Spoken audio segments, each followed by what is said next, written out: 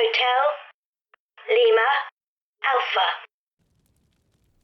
Greetings, friends. I'm glad you've joined us. Over the last 12 days, I've brought you ghostly tales for the holiday season. In this video, I've compiled them all for your enjoyment. So grab yourself a drink and stay for a while.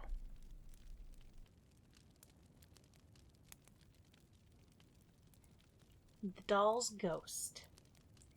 It was a terrible accident, and for one moment the splendid machinery of the Cranston house got out of gear and stood still. The butler emerged from the retirement in which he spent his elegant leisure. Two grooms of the chambers appeared simultaneously from opposite directions. There were actually housemaids on the grand staircase, and those who remember the facts most exactly assert that Mrs. Pringle herself politely stood upon the landing.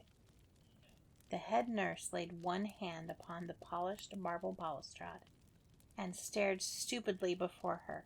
The under nurse stood rigid and pale, leaning against the polished marble wall, and the nursery maid collapsed and sat down upon the polished marble step, just beyond the limits of the velvet carpet, and frankly burst into tears.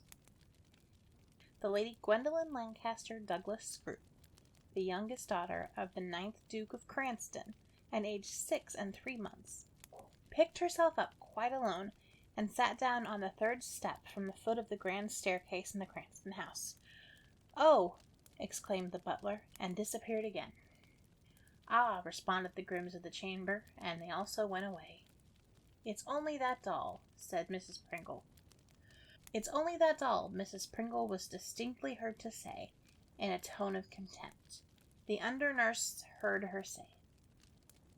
Then the three nurses gathered round Lady Gwendolen, and patted her and gave her unhealthy things out of their pockets, and hurried her out of the Cranston house as fast as they could, lest it be found out upstairs that they had allowed the Lady Gwendolen Lancaster Douglas Scroop to tumble down the grand staircase with her doll in her arms. And the doll was badly broken. The nursery maid carried it, with the pieces wrapped up in Lady Gwendolen's little cloak. It was not far to Hyde Park, and when they had reached a quiet place, they took means to find out that Lady Gwendolen had no bruises, for the carpet was thick and soft, and there was thick stuff under it to make it softer. Lady Gwendolen Douglas Scroop sometimes yelled, but never cried. It was because she had yelled that the nurses had allowed her to go downstairs alone with Nina, the doll, under one arm, while she steadied herself with the other hand on the balustrade and trod upon the polished marble steps beyond the edge of the carpet. So she had fallen, and Nina had come to grief. When the nurses were quite sure that she was not hurt, they unwrapped the doll and looked at her in turn. She had been a very beautiful doll, very large and fair and healthy, with real yellow hair and eyelids that would open and shut over very grown-up-like dark eyes. Moreover, when you moved her right arm up and down, she said Papa, and when you moved the left, she said Mama very distinctly. "I heard her say Pa when she fell," said the under-nurse, who heard everything, "but she ought to have said Papa." "That's because her arm went up when she hit the step," said the head nurse. "She'll say the other Pa when I put it down." "Pa," said Nina, as her right arm was pushed down, speaking through the broken face. It was cracked right across from the upper corner of the forehead, with a hideous gash, through the nose, and down to the little frilled collar of the pale green silk Mother Hubbard frock, and 2 little 3-cornered pieces of porcelain had fallen out. "I'm sure it's a wonder she can speak at all, being all smashed," said the under-nurse. "You'll have to take it to Mr. Puckler," said her superior. "It's not far, and you'd better go at once." Lady Gwendolen was occupied in digging a hole in the ground with a little spade, and paid no attention to the nurses. "What are you doing?" inquired the nursery maid, looking on. "Nina's dead, and I'm digging her a grave," replied her ladyship thoughtfully. "Oh, she'll come to life again, all right," said the nursery maid. The under-nurse wrapped Nina up again and departed. Fortunately, a kind soldier with very long legs and a very small cap happened to be there, and as he had nothing to do, he offered to see the under-nurse safely to Mr. Puckler's and back. Mr. Bernard Puckler and his little daughter lived in a little house in a little alley, which led out of a quiet little street not very far from Belgrave Square. He was the great doll doctor, and his extensive practice lay in the most aristocratic quarter. He mended dolls of all sizes and ages, boy dolls and girl dolls, baby dolls in long clothes, and grown-up dolls in fashionable gowns, talking dolls and dumb dolls, and those that shut their eyes when they lay down, and those whose eyes had to be shut for them by means of a mysterious wire. His daughter Elsa was only just over 12 years old, but she was already very clever at mending dolls' clothes and at doing their hair, which is harder than you might think, though the dolls sit quite still while it is being done.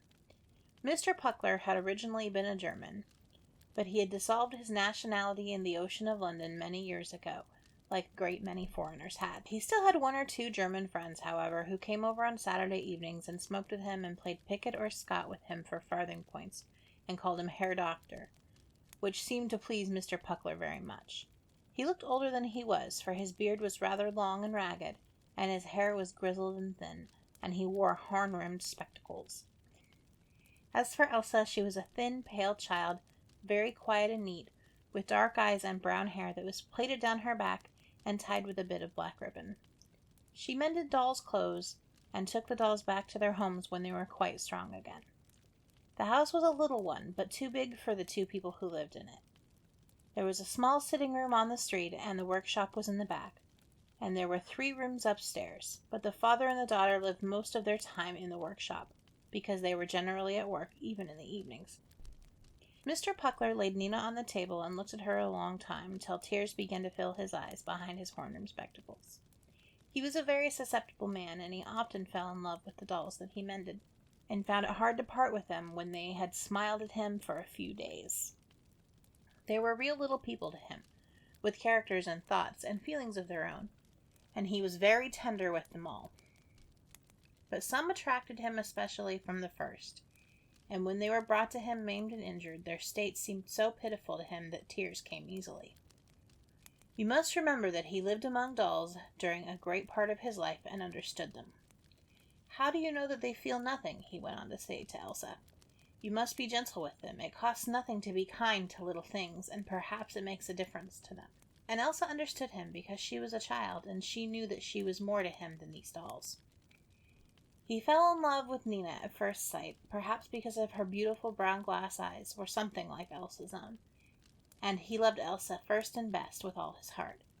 And besides, it was a very sorrowful case. Nina had evidently not been long in the world, for her complexion was perfect, and her hair was smooth where it should be smooth, and curly where it should be curly, and her silk clothes were perfectly new, but across her face was that frightful gash, like a saber cut, deep and shadowy within, but clean and sharp at the edges.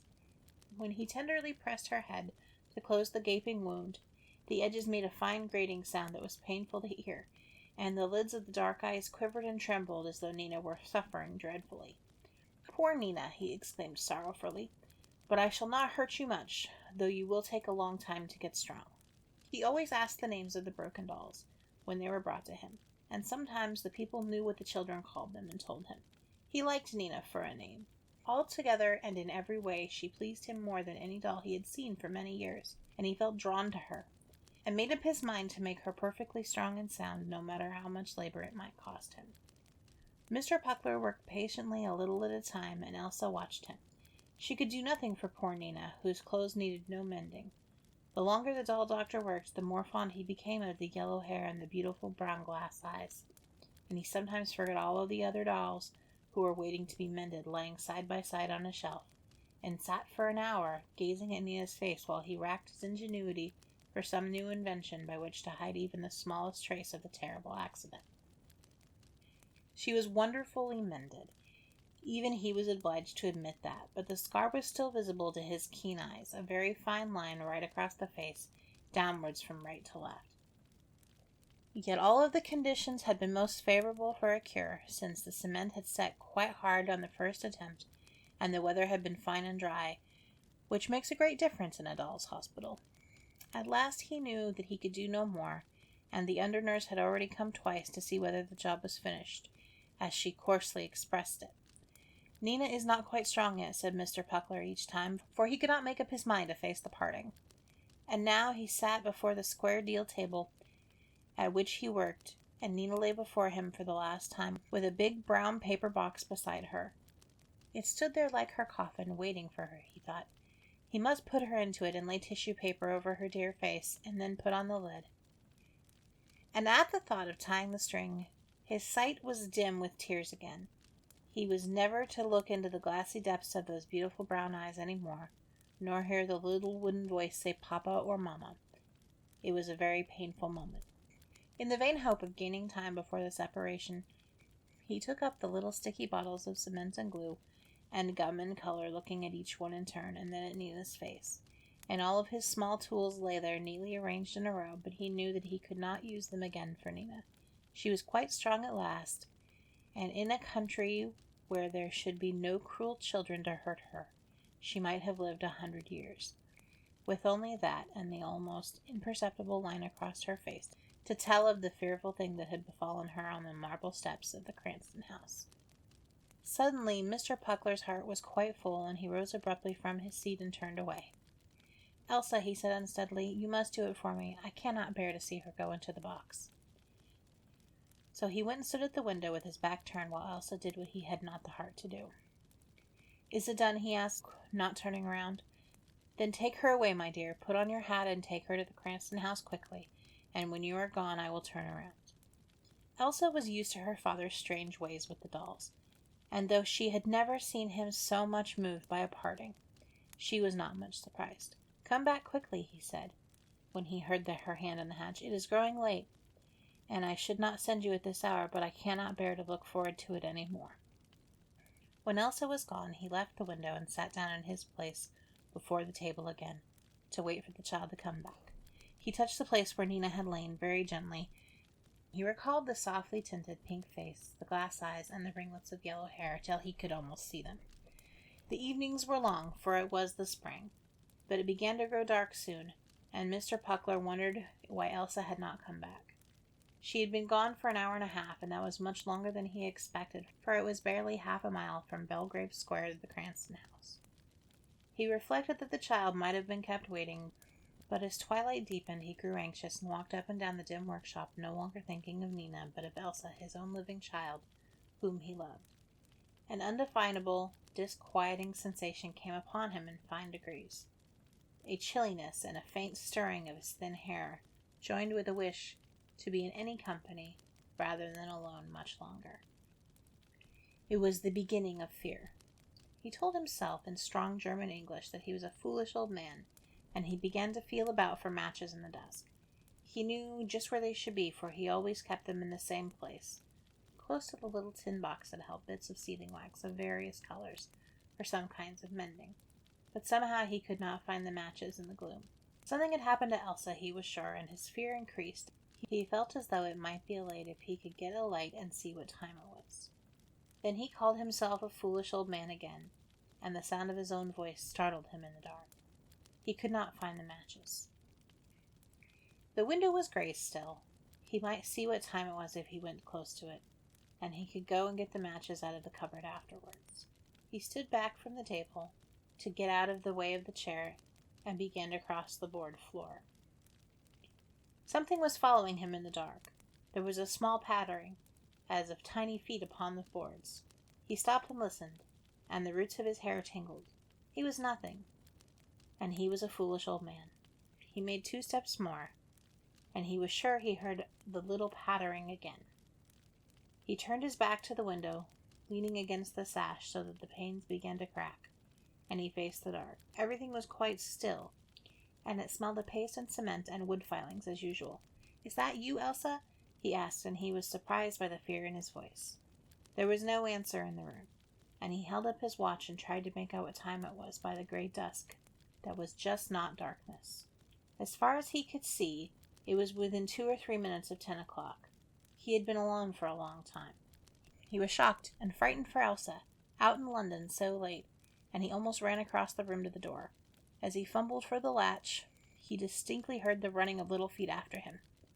"Mice!" he exclaimed feebly, just as he got the door open. He shut it quickly behind him, and felt as though some cold thing had settled on his back and were writhing upon him.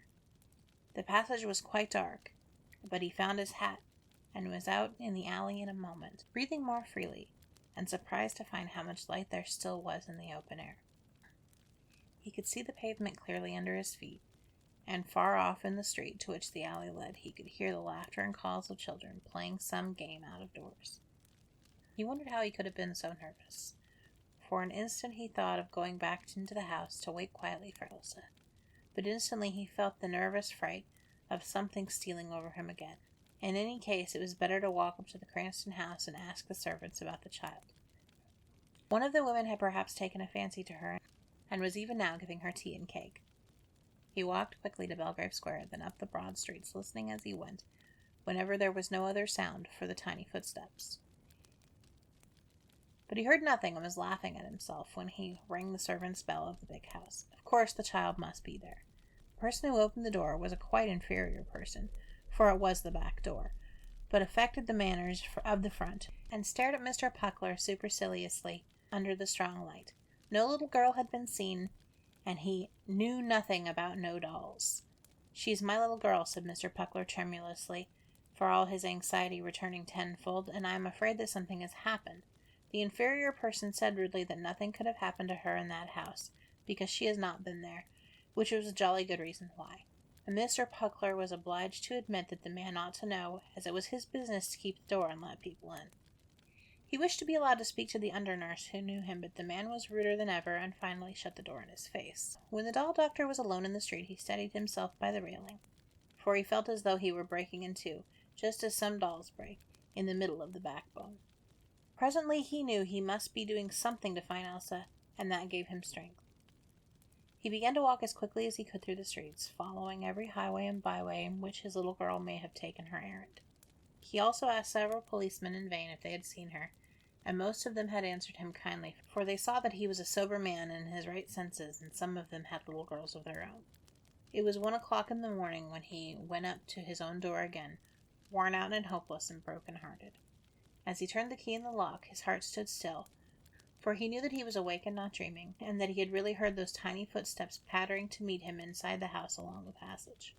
But he was too unhappy to be much frightened any more, and his heart went on again with a dull, regular pain that ground its way through him at every pulse. So he went in and hung up his hat in the dark, and found the matches in the cupboard, and the candlestick in its place in the corner. Mr. Puckler was so much overcome, and so completely worn out, that he sat down in his chair before the work-table and almost fainted, as his face dropped forward upon his folded hands. Beside him the solitary candle burned steadily, with a low flame, in the still warm air. "Elsa, Elsa," he moaned against his yellow knuckles. And that was all he could say, and it was no relief to him. On the contrary, the very sound of the name was a new and sharp pain that pierced his ears and his head, and his very soul.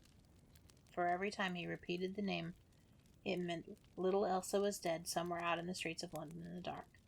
He was so terribly hurt that he did not even feel something pulling gently at the skirt of his old coat, so gently that it was like the nibbling of a tiny mouse. He might have thought it really was a mouse if he had noticed it.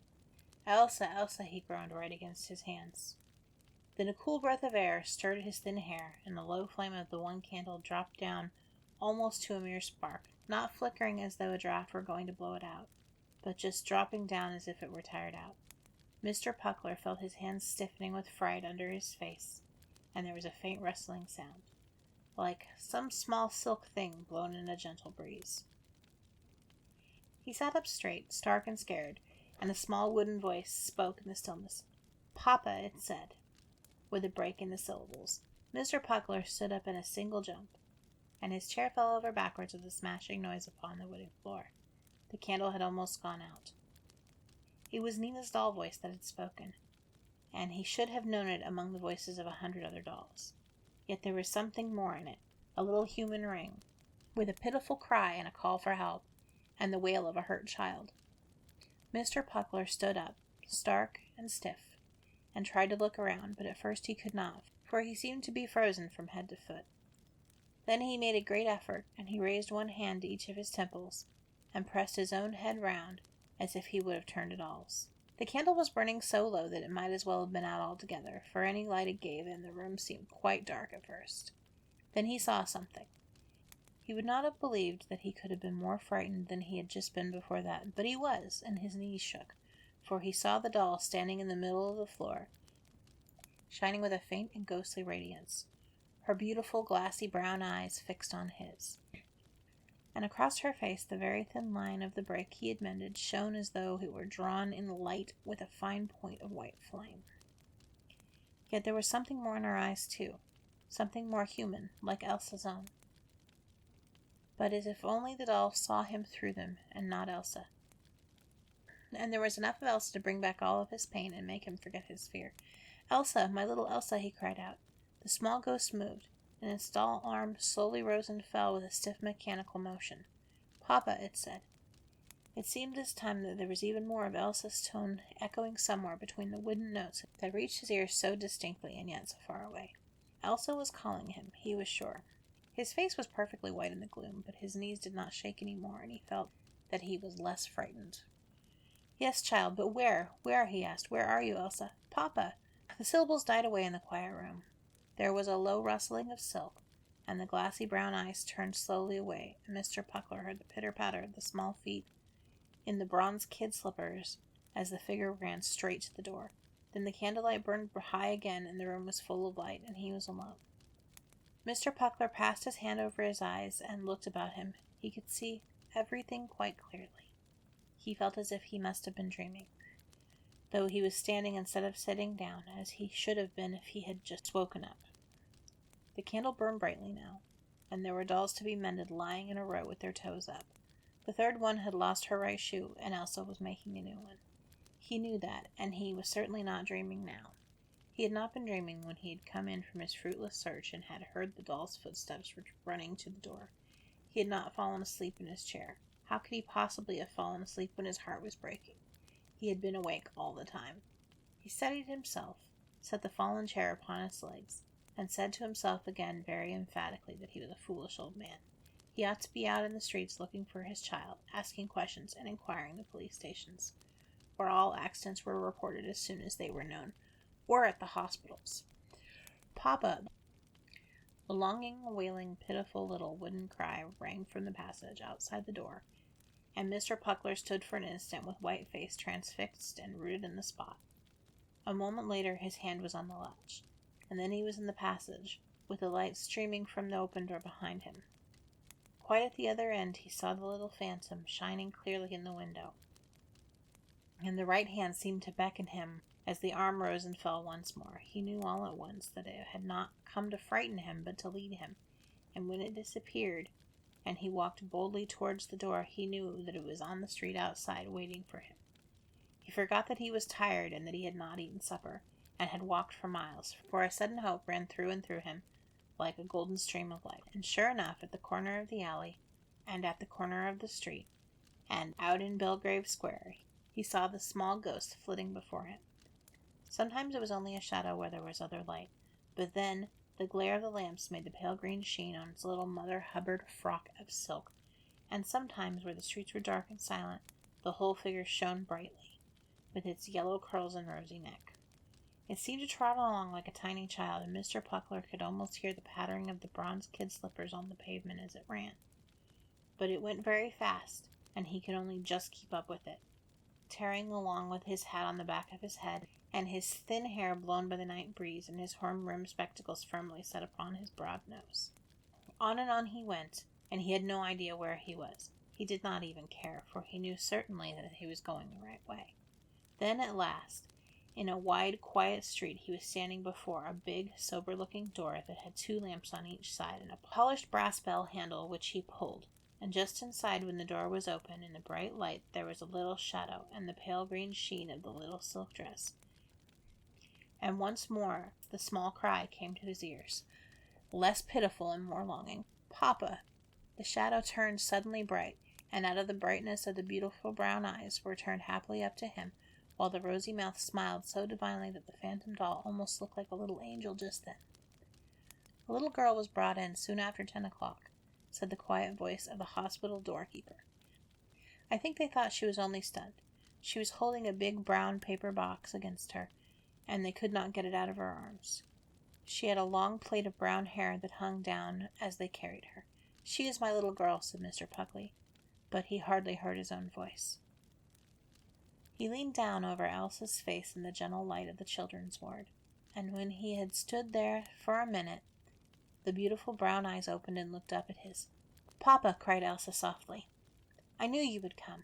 Mr. Puckler did not know what he said or did for a moment, and what he felt was worth all the fear and terror and despair that had almost killed him that night.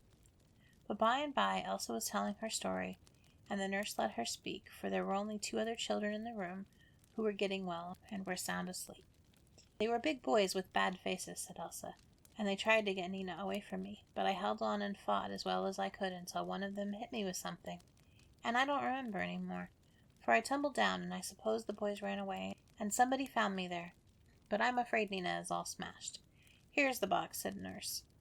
We could not take it out of her arms until she came to herself. "Should you like to see if the doll is broken?" And she undid the string cleverly, but Nina was all smashed to pieces. Only the gentle light of the children's ward made a pale green sheen in the folds of the little Mother Hubbard frock. Burt, Pringle, and the Bellesnickle. As the holidays are coming on, and election is fairly over, the following anecdote may not be uninteresting to many readers of the Syracuse Republican. Before I go any farther, let me explain to those who are unacquainted with the word the meaning of Bellesnickle. As to its origin or derivation, I have very little to say. I know not whether it be Hog Latin or lop-eared Dutch, perhaps a mixture of both, but this I do know, that it is used in the Pennsylvania German dialect to designate a very singular sort of being, a great terror to bad children, and consequently a terror to all.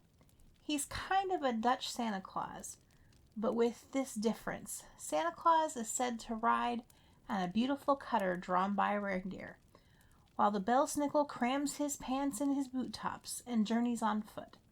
Santa Claus is said to make his entry in the chimney flue, and chooses the hour of midnight when everyone is soundly asleep for his visits, while the Bellesnickle comes boldly in at the door and is never later than 9. Santa Claus distributes his gifts according to age and merit, placing them in stockings which are hung up for that purpose. To the good his gifts are appropriate, but sometimes the significant apparition of a rawhide peering from their pendant hosiery will strike terror into the hearts of little disobedience. But the Bellesnickle seldom brings gifts, and never fails to find a pretext for rigorously dusting the jackets of every young one he can lay his hands on. But they also have the right to defend themselves against his merciless castigations in any manner they may deem expedient. As the children of neighboring families generally congregate together on such occasions, it not infrequently happens that Bellesnickle's visit is attended with some rare and exciting sport, for sometimes 1 or 2 of the party will get their Dutch up, and a regular rough and tumble will ensue, frequently to the entire discomfiture of poor Bellesnickle, often obliging him to make his exit rather hastily, and sometimes minus a horn or a portion of his ghostly attire. It is circumstance something similar to this of which I am about to speak, and of which I was an eyewitness.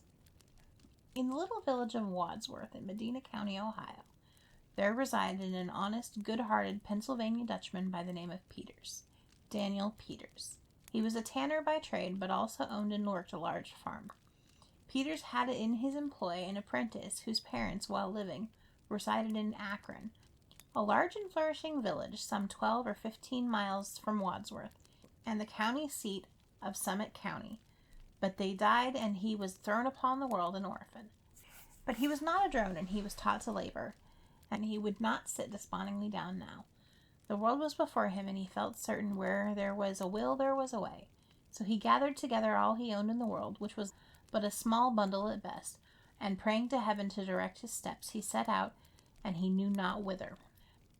But by good luck, or a kind intervention of Providence, whichever you choose to call it, he had not proceeded far when he was overtaken by this Peters, who it seemed had been to Akron with a load of grain and was returning home. He invited the boy to ride, and they journeyed along, and the young man informed Peters of his circumstances, and told him that his name was Burt Pringle. Peters agreed to take him home if he wished, and he would learn him the tanning trade, so Burt became his apprentice. The village of Wadsworth, where Peters resided, was settled almost entirely by Pennsylvania Dutchmen, who, though they are honest and kind-hearted people, are dreadfully ignorant and superstitious. Their children were frightened into obedience by stories of spooks, ghosts, and goblins, or threats that the next Bellesnickle that came would carry them off. Even the venerable Peters himself was tainted with this disease, and would tell of many a horrid night when things strange and unaccountable had happened, and no consideration whatever could induce him to forego the observance of signs. But Burt was a philosopher. There was no superstition about him. He was a regular harum-scarum, devil-may-care sort of boy, and for the matter of fear, he would as soon sleep in a graveyard as in his bed. Christmas was drawing near, and Burt was often reminded by the neighbors' boys in the settlement that when a newcomer appeared among them, he was sure to get broken in, and consequently he might expect that Bellesnickle would give him a regular walloping on that occasion. But Burt kept his own counsel and only occasionally muttered to himself, "Just let old Bellesnickle wallop if he wants to, and we'll see who gets broken in, that's all. These boys here are regular thickheads. They believe, and try to make me believe, that this Bellesnickle is a ghost. Ghost? Humph! Just let him lay his finger on me and see how quick I'll take his ghostliness out of him. They can't fool me. I know all about the great pair of horns and that whopping big cowhide that they hid upstairs and that pile of hair. And didn't I hear Jake Burkham last night telling Peters that it was all right and that Phoebe Stoffer had agreed to make him a dough-face and that he had some red ink at home that he could make himself look as if his throat was cut?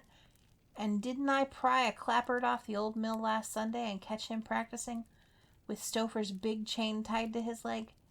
Now, Jake is a darn clever fellow, and I like him first rate, but if he goes playing up ghost and tries to maul me with that big gad he's hung up in the mill, I'm thinking he'll wish he was a ghost before he gets through with me. Ghosts! Ha ha! I wonder if ghosts can swim." The day before Christmas at last arrived, and Peters loaded his wagon with grain, and leaving Burt to take care of the children and everything else in general, he went with his wife to Akron to make their usual Christmas purchases. Nearly all day, Burt was busily occupied in the tan yard. There was an old vat in the middle of the yard that had long before been condemned and filled up with tan. This tan Burt had removed and had pumped the vat full of water, after accomplishing which he spread some hide over the top of it and slightly covered the whole with tan. He then distributed the remainder of the tan, which he had taken from the vat, evenly about the yard, causing it to present the same appearance it did before he had touched it. "There," said he, as he gave the finishing touch, "now let him wallop and we'll see who gets broke in." Just at dusk, Peters came home, and Burt was called to put out the team, which duty he performed, and then he got out the old lapstone and hammer, and while supper was cooking, he and Peters cracked nuts and talked over the adventures of the day and speculated upon the probability of a visit from the Bellesnickle. "Now what sort of looking critter is he anyhow?" asked Burt. "Well, Bertie, I don't know if I could tell you exactly, but I suppose he'll have great horns and perhaps be covered with hair like an ox. And they generally go about with chains tied to their feet and their throats cut." "Can they swim?" asked Burt, with a singular expression of countenance. "Swim?" echoed old Peters in astonishment. "Why, no, spooks don't swim." "Don't they? Well, I think they better learn then," said Burt. "Why, what do you mean, Burt?" "Nothing, only I was thinking that if the Bellesnickle might take it into his head to cross the pond, and you know the ice is very thin." "Oh, he couldn't break through it if ever it was so thin. Spooks ain't like other folks." "Glad to hear it," said Burt, "but let's drop the subject and go to supper." After supper, the neighbors' boys began to gather in, and among them came George Berkman, a brother of Jake's. Bert's quick eye soon informed him that Jake was not with them, and therefore might soon be expected in the capacity of the Bellesnickle. But to be certain, he asked George where Jake was, and why he did not come over with the rest of them. "He said that he did not feel well enough to get out tonight," was the reply. "But he feels just well enough to get in, then," Burt thought. "But I say, Burt," continued George, "if the Bellesnickle comes, are you going to show fight or take your thrashing quietly?" "Neither," said Burt. "How are you going to get around it?" asked George, somewhat puzzled. "I shall run," said Burt. "Run!" echoed George. "Why, Burt, that's cowardly. And besides, it won't do you any good, for he will certainly chase you." "Do you think so? How far do you suppose he will chase me? He would chase you to Texas and back, but he would catch you, said George. Well now, I'll bet he gives up the race before we get halfway across the tan yard, said Burt. My knife against yours says he won't, said George. Done, said Burt. The stakes were put in Peter's hands, who evidently began to smell mice, for he nudged Burt in the ribs and whispered with a wink, Ah, Bertie, you rogue, what have you been up to? Up to, echoed Burt. Why, just what your Bellesnickle will soon be into. Just then the rattle of a chain was heard on the porch, and a general stampede was made by the timid portion of the assembly. Some dodged under the table, and some under the beds. Others crawled into corners, each one endeavoring to get behind his neighbor. Burt sat alone, unnerved. The apparition advanced towards him and raised his huge baton to strike, but Burt slipped out of its way and sprang out the door, calling on George to follow, if he wished to see who won. On went Burt, and the Bellesnickle followed close in his wake, and George, old Peters, and all of the rest came tearing along in the rear. But now Burt has reached the tan yard, and the Bellesnickle, ha ha ha, hear Burt laugh. Ha ha ha, the Bellesnickle has tumbled into the old vat. Ha ha ha, Jake, who's broke in now? Asked Burt tauntingly. Jake has forgiven, but can never forget Burt. Weird Violin. The great Polish violinist S. was strolling aimlessly about the town on a sunny but cold afternoon in November of a certain year. He was to play at night at one of the great concerts which made the town musically famous, and according to his usual custom, he was observing passers-by, looking in shop windows, and thinking of anything rather than the approaching ordeal. Not that he was nervous, for none could be less so, but he came to his work all the fresher for an hour or two of idle forgetfulness, and astonished his audience the more. Turning out of the busiest street, he ambled into a comparatively quiet thoroughfare, and, throwing away an inch of a cigar end, produced a new Havana, lighting up with every sign of enjoyment. Now, it was part of his rule, when out on these refreshing excursions, to avoid music shops, and he had already passed half a dozen, without doing more than barely recognizing. It is therefore very remarkable that, walking by a large music warehouse on this quiet thoroughfare, he should suddenly stop, and, after remaining in doubt for a few moments, go straight to the window and look in. He had not seen anything when he first passed, and, indeed, had merely ascertained out of the corner of his eye that it was one of the forbidden shops was near. Why, then, did he feel compelled to return? The window was stocked, as such windows are, with instruments, music, and such appurtenances as resin, bows, chin rests, mutes, strings, bridges, and pegs. An old Geranius, valued at several hundred guineas, lay alongside a shilling set of bones, and a flageolet, an ocarina, and several mouth organs were gracefully grouped upon a gilt-edged copy of Elijah. Amongst the carefully arranged violins was a curious old instrument the likes of which the virtuoso had never seen before, and at this he now stared with all his eyes. It was an ugly, squat violin of heavy pattern and ancient appearance. The maker, whoever he had been, had displayed considerate eccentricity throughout the manufacture, but more especially in the scroll which, owing to some freak, he had carved into it a semblance of a hideous, grinning face. There was something horribly repulsive about this strange work of art, and yet it also possessed a subtle fascination. The violinist, keeping his eyes upon the face, which seemed to follow his movements with fiendish persistency, slowly edged to the door and entered the shop. The attendant came forward, and recognizing the well-known performer, bowed low. "That curious-looking fiddle in the window," began the artist at once, with a wave of his hand in the direction of the fiend. "Which one, sir?" inquired the attendant. "Oh, the one with the remarkable scroll, you mean? I'll get it for you." Drawing aside a little curtain, he dived into the window bay and produced the instrument, whose face seemed to be grinning more maliciously than ever. "A fair tone, sir," added the man, "but nothing to suit you, I'm sure." As soon as Herr S. touched the neck of the violin, he gripped it convulsively, and raised the instrument to his chin.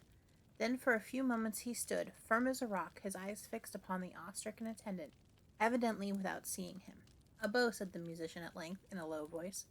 He stretched his disengaged hand and took it, without moving his eyes.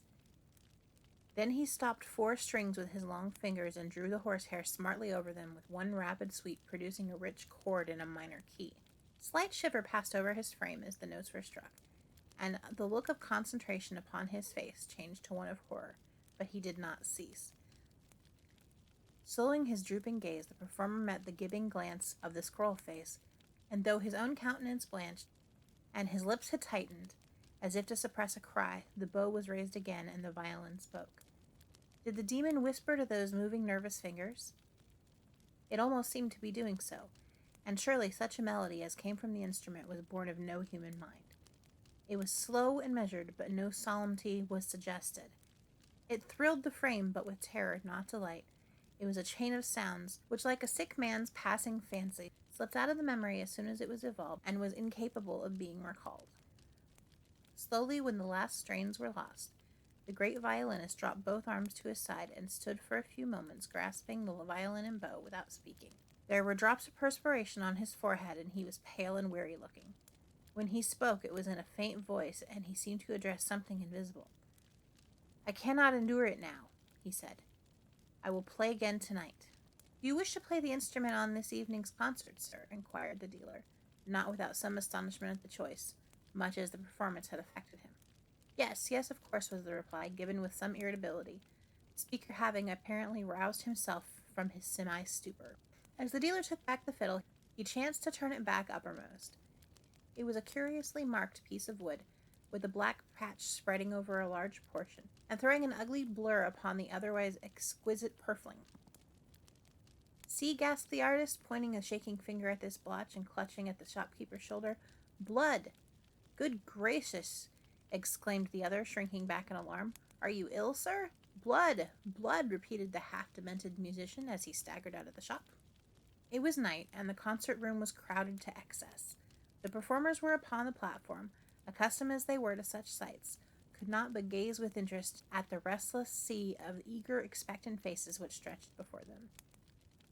That indescribable noise, a multitude of subdued murmurs accompanied by the discordant scraping of strings and the blowing of reeds, was at its height, and now and then a loud trombone would momentarily assert itself, or an oboe's plaintive notes would rise above the tumult, and, in short, the moment of intense excitement which immediately precedes the entrance of the conductor was at hand. Suddenly, the long-continued confusion ceased, and for an incalculably short space of time, silence reigned.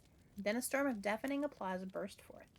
Necks were craned and eyes were strained in vain attempts to catch an early glimpse of the great violinist, who was to open the concert by playing a difficult concerto of Spohr.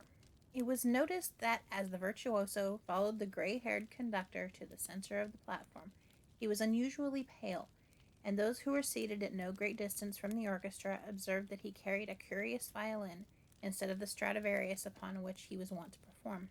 A tap on the conductor's desk, a short, breathless silence, and the sweet strains of the opening bars issued from the instruments of 100 able musicians. The soloist, with a sinking heart which he could scarcely account for, raised the violin to his shoulder, and saw for the first time that it had been restrung. As he invariably left stringing and tuning to others, this would appear to have been a matter of no moment, and yet it had a strange effect upon him. Again the shudder passed through his body, and again he unwillingly met the glance of those diabolical eyes upon the scroll. Horror of horrors! Was the face alive, or was he going mad? The band, which had swelled to a loud forte, had now dropped to a pianissimo.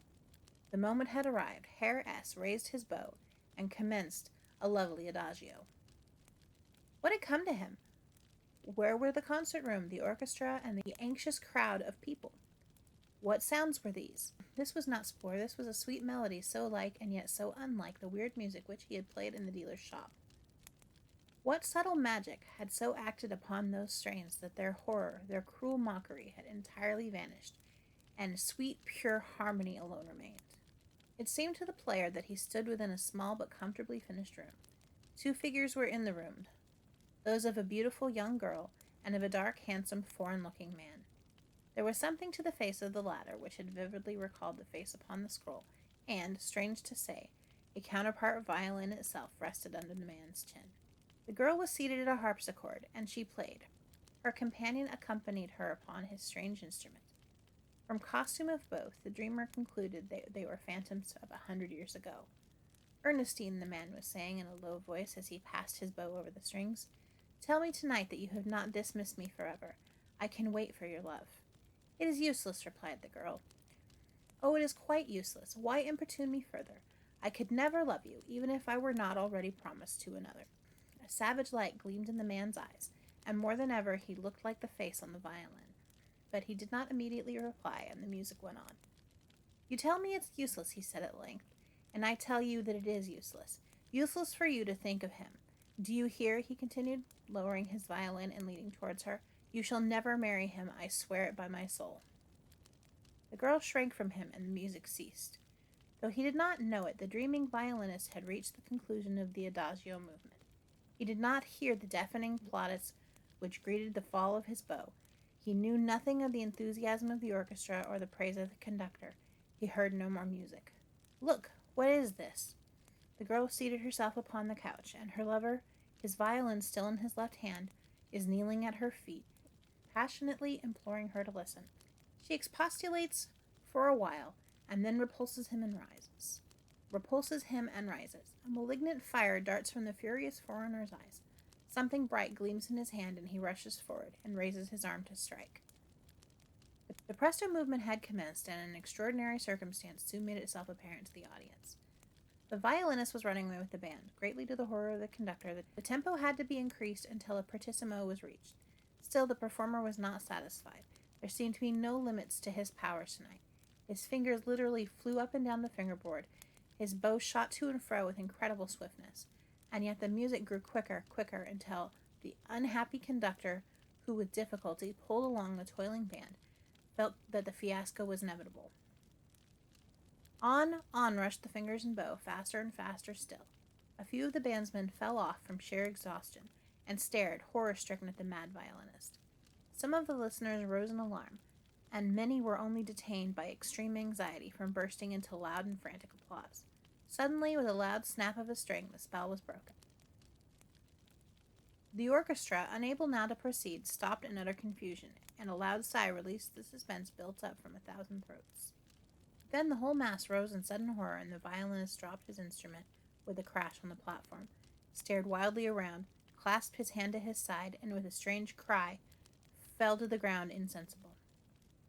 For a few weeks the great violinist lay between life and death. Then nature reasserted herself, and he recovered. But it was long, very long, ere he would be seen in public again, whilst the weird and mysterious violin never again set forth its strange and mysterious influence. It had been hopelessly shattered in that last night of its performance, which had well nigh proved fatal to the world-famed player. Haunted! Exclamation point. A bitter, stinging taunt, a burning sense of wrong and hatred, a moment of wild, mad passion, and 2 human lives forever hopelessly wrecked and blasted. How strange and unreal it all seems to be. Although I know that I must die tomorrow, although I can hear the sound of the hammer and the saw as they ply their ghastly task, yet even now I cannot bring myself to realize that it is not some hideous dream from which I may at any moment awake. But I know only too well that the vision which I see before me, by day and by night, is no dream, is no phantom. Would God that it were! I see myself and him standing together in the wild, on a craggy hillside. We were talking of her, and there is an evil smile about his cruel lips, as he tells me carelessly that I need not trouble to send her any more letters, that she has commissioned him to inform me that our engagement is at an end, and that she has promised to marry him on his return to England. I hear the sneering tone in his voice as he taunts me, when high words arise, with being a pauper and a beggar, and then a burning sense of all my wrongs seizes me, and a fierce thirst for revenge rushes through my blood. I see myself raise the pocket-knife with which I had been idly pruning an oak sapling. I see myself raise it suddenly aloft, and in a fit of insane fury plunge it to the very hilt into his false heart. It was but the work of a moment when I was goaded and maddened to such a pitch by all the sense of my wrongs, that I cannot believe God will hold me altogether answerable for what I did. The words had hardly died upon those lying lips before he lay dead at my feet, the warm blood gushing and gurgling from the spot where the knife was still buried. And yet I felt no horror for what I had done. No feeling of remorse came over me, only a hideous consciousness that there a corpse lay, and must be got rid of in some way, because if it were so found, everything would point to me as the murderer. A sudden terror, a wild panic possessed me. Although I knew there was none near, yet I felt I could not breathe, could not think, until I had hid it anywhere out of sight and out of mind. I seized it in my arms and staggered blindly on, hardly knowing what I sought, or whither I went. But fate favored me, for my eye fell upon a long, narrow crevice in the limestone rock, over which I was hastening. Panting and trembling with fear, I bent down and stuffed my burden through this opening, but it lay ghastly and bare before me, as though the very earth refused to receive the witness of my crime. With hands that shook with agitation, I seized a wedge of rock and forced it through the crevice as a covering, and saw, to my inexpressible belief, that the body had disappeared. So I hastily filled every part with stones and shingle that lay about, in order that no trace of my crime might remain. And then I stood up and thought about what I had done. God knows how little I ever dreamt that I should be a murderer.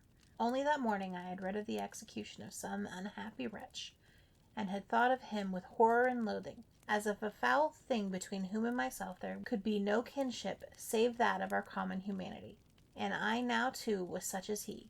Yet I felt no remorse, no detestation of my crime, only a dull, dead, dreamy feeling of some hideous illusion which possessed me, and which I strove to arouse myself from in vain.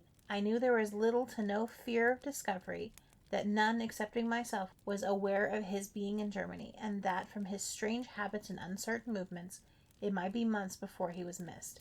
I thought it best, however, to leave the immediate neighborhood, so that night I paid my bill at the hotel and took the train to Rochburg, a town some 10 miles distant. It was in vain that I tried to shake off the lethargy which oppressed me. All my thoughts were merged into one dull consciousness. As I looked at the faces of those around, they seemed to recede and withdraw in the distance, and even their voices had a weird, far-off sound. So strange and unreal did it all seem that I would repeat myself in a mechanical way. This is I, Richard Spaulding, and try to shake off the spell that bound me, but it was in vain. I saw the faces of people around, and answered when I was addressed, but they were the faces of dream phantoms, not of living men and women. One morning, the manager of the hotel asked me if I would like to make one in a party which was going to drive to the famous caverns of Touraine. I said that I should be pleased to do so, or rather, an automatic creature which moved and spoke in my name had said so, for the real self was still wrapped in the dreamlike torpor. I have very little recollection of the drive, but as I remember, our arrival at the mouth of the caverns, which I had heard were miles in extent, was the most wonderful in Europe. Our guide had marshaled us in single file, I being last, and having placed a lighted torch in the hand of every third person, he led us into the grotto. Even in my dazed and wildered condition, I was filled with wonder at what I saw. We passed through dark, icy caverns where gigantic stalactites and stalagmites writhed and twisted like huge reptiles around us. We crept bent double through slimy cavities and winding passages, where the chill water dripped monotonously around us, and then we emerged into an enormous cavern, so vast and lofty that the lurid light of our torches utterly failed to penetrate the unsearchable darkness that brooded around. The air, chill as the halls of death, seemed heavy with a mysterious blackness, and above us there swept a fierce wind that howled and rumbled, like far-off thunder in the hollow womb of night. Then, as we stood there full of shuddering awe, the wind lulled. We heard sweeping and rushing below the roar of mighty waters, and as the guide flung a torch into the gloom that encircled us, we found we stood on the edge of a vast abyss, at the bottom of which we could see an inky gleam of black waters rolling sullenly below. And around crept and writhed foul, slimy, crawling things that stole noiselessly away into the darkness, and above wheeled circled clouds of strange bat-like creatures, uttering unearthly cries of blind, impotent anger. What I have now to relate, I cannot hope will be believed. It will be regarded, I doubt not, as a delirious dream of a madman, the creation of an overwrought brain. But I know only too well that what I saw that fearful morning, I did veritably and indeed see. It was no illusion, no hallucination. Would to God that it had been. I have said that I felt no remorse for the crime that I had committed, no feeling of detestation or horror, nor had I in any way brooded or dwelt upon the memory of my guilt. Had it been so, I could then have well believed that what I saw had no real existence, but was the creation of a diseased brain. But no thought of my victim was in my mind at the time. I can hardly realize now that I could so readily dismiss the memory of what I had done, But such was the case, and hence it was that what I then beheld came upon me with so fearful a shock. I was the last of the party, and the others having moved on some little way ahead, when suddenly a strange fascination seized and held me spellbound, so that I could not move nor stir, but stood rooted upon the spot like one in a dream. I tried to call for help, as I saw that I was being left behind, but all power of utterance seemed gone. And then dreadful horror came over me, an awful consciousness of some evil presence. Slowly and mechanically I turned around, compelled by a strange fascination. I tried to resist, but all willpower and self-control had left me. I was aware only of a bluish, misty, phosphorescent light, and then a ghastly terror that froze the very blood in my veins seized me.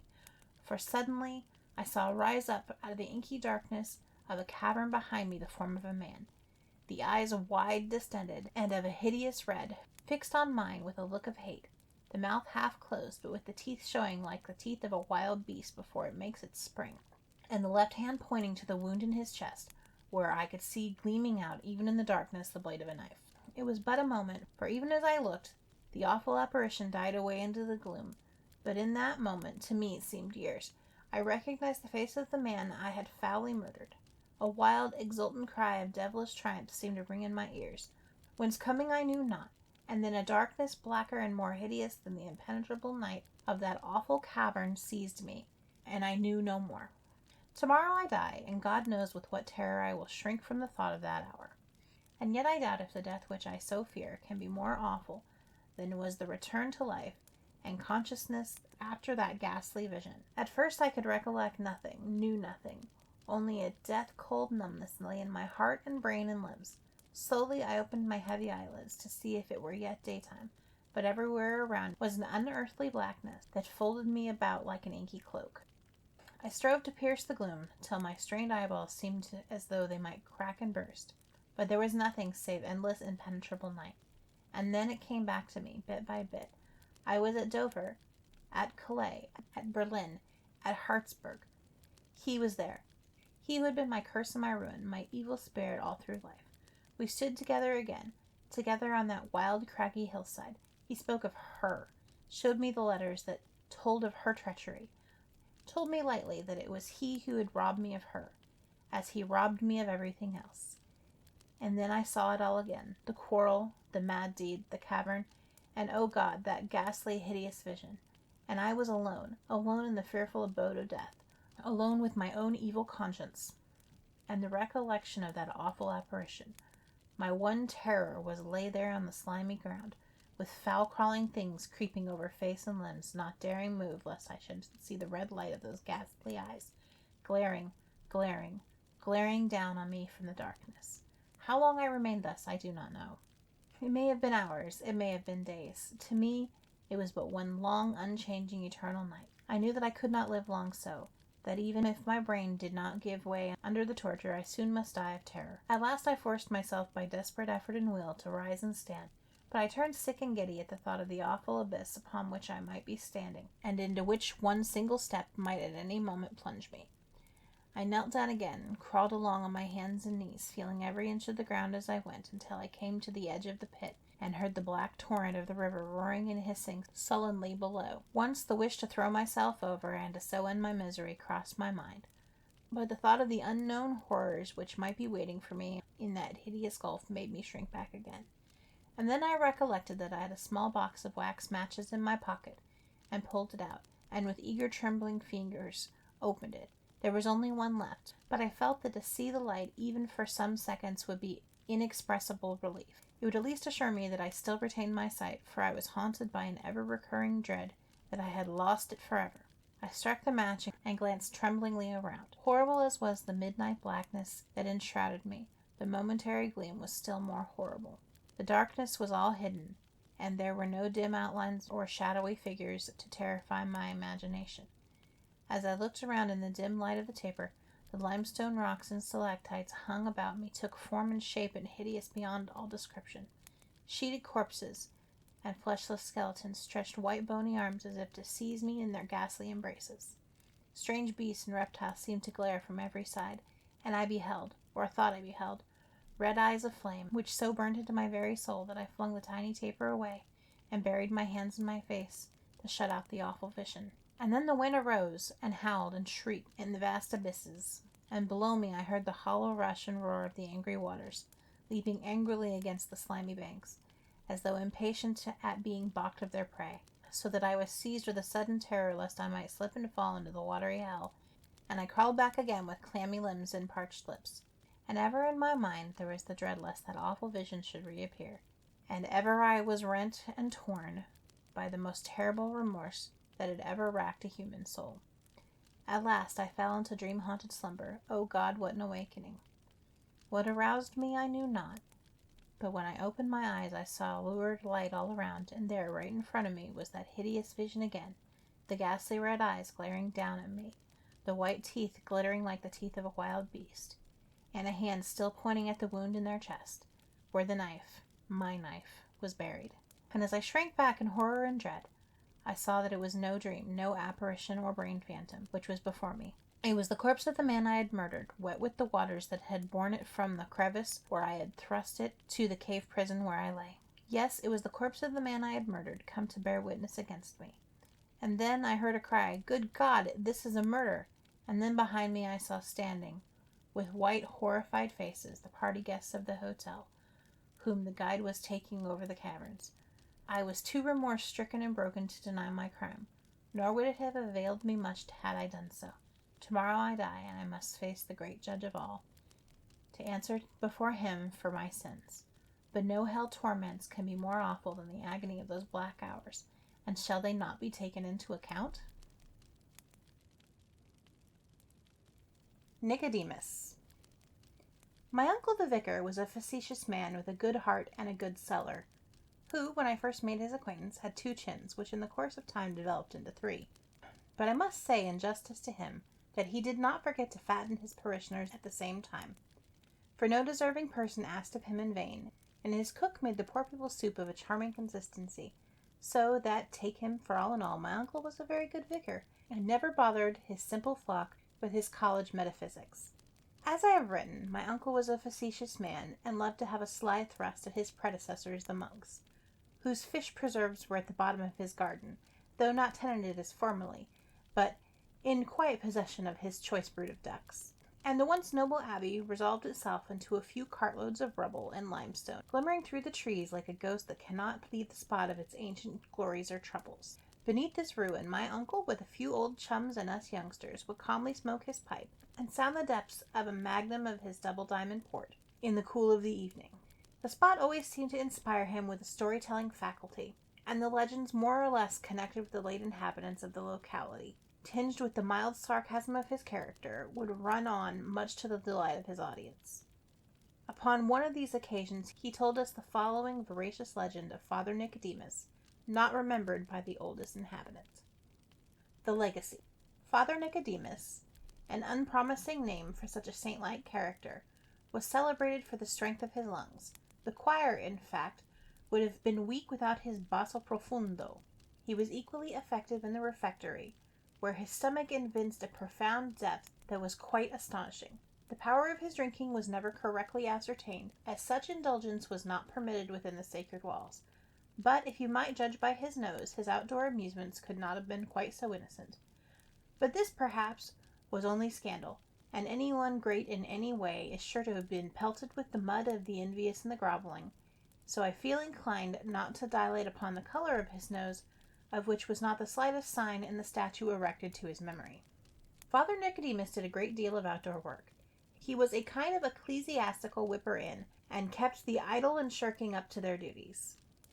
He was particularly attentive to the old and the feeble who were without heirs. He always found excuses for their not attending chapel, when they paid someone else qualified to do all that was necessary for them, and even went so far as to see after the final disposition of their property. He always appointed himself the executor and curator, so that he was the cause of many beautiful decorations in the chapel of his abbey, much to the admiration of the abbot and fraternity, and also to the future benefit of the departed, whose heirs were never found. One old lady, who was the relic of a long-departed miller of the Abbey Mills, knowing her husband's miller-like faculty of taking toll, most piously returned it tenfold through Father Nicodemus, who, good man, never mentioned it to anyone, and thereby the miller escaped much scandal. With this old lady, then, Father Nicodemus was an especial favorite, and the best of everything was saved for the happy occasions when he visits, which could not be too often, for if he received comfort, he brought comfort with him, and never departed empty-handed, for he always had a saint or two under expensive repair,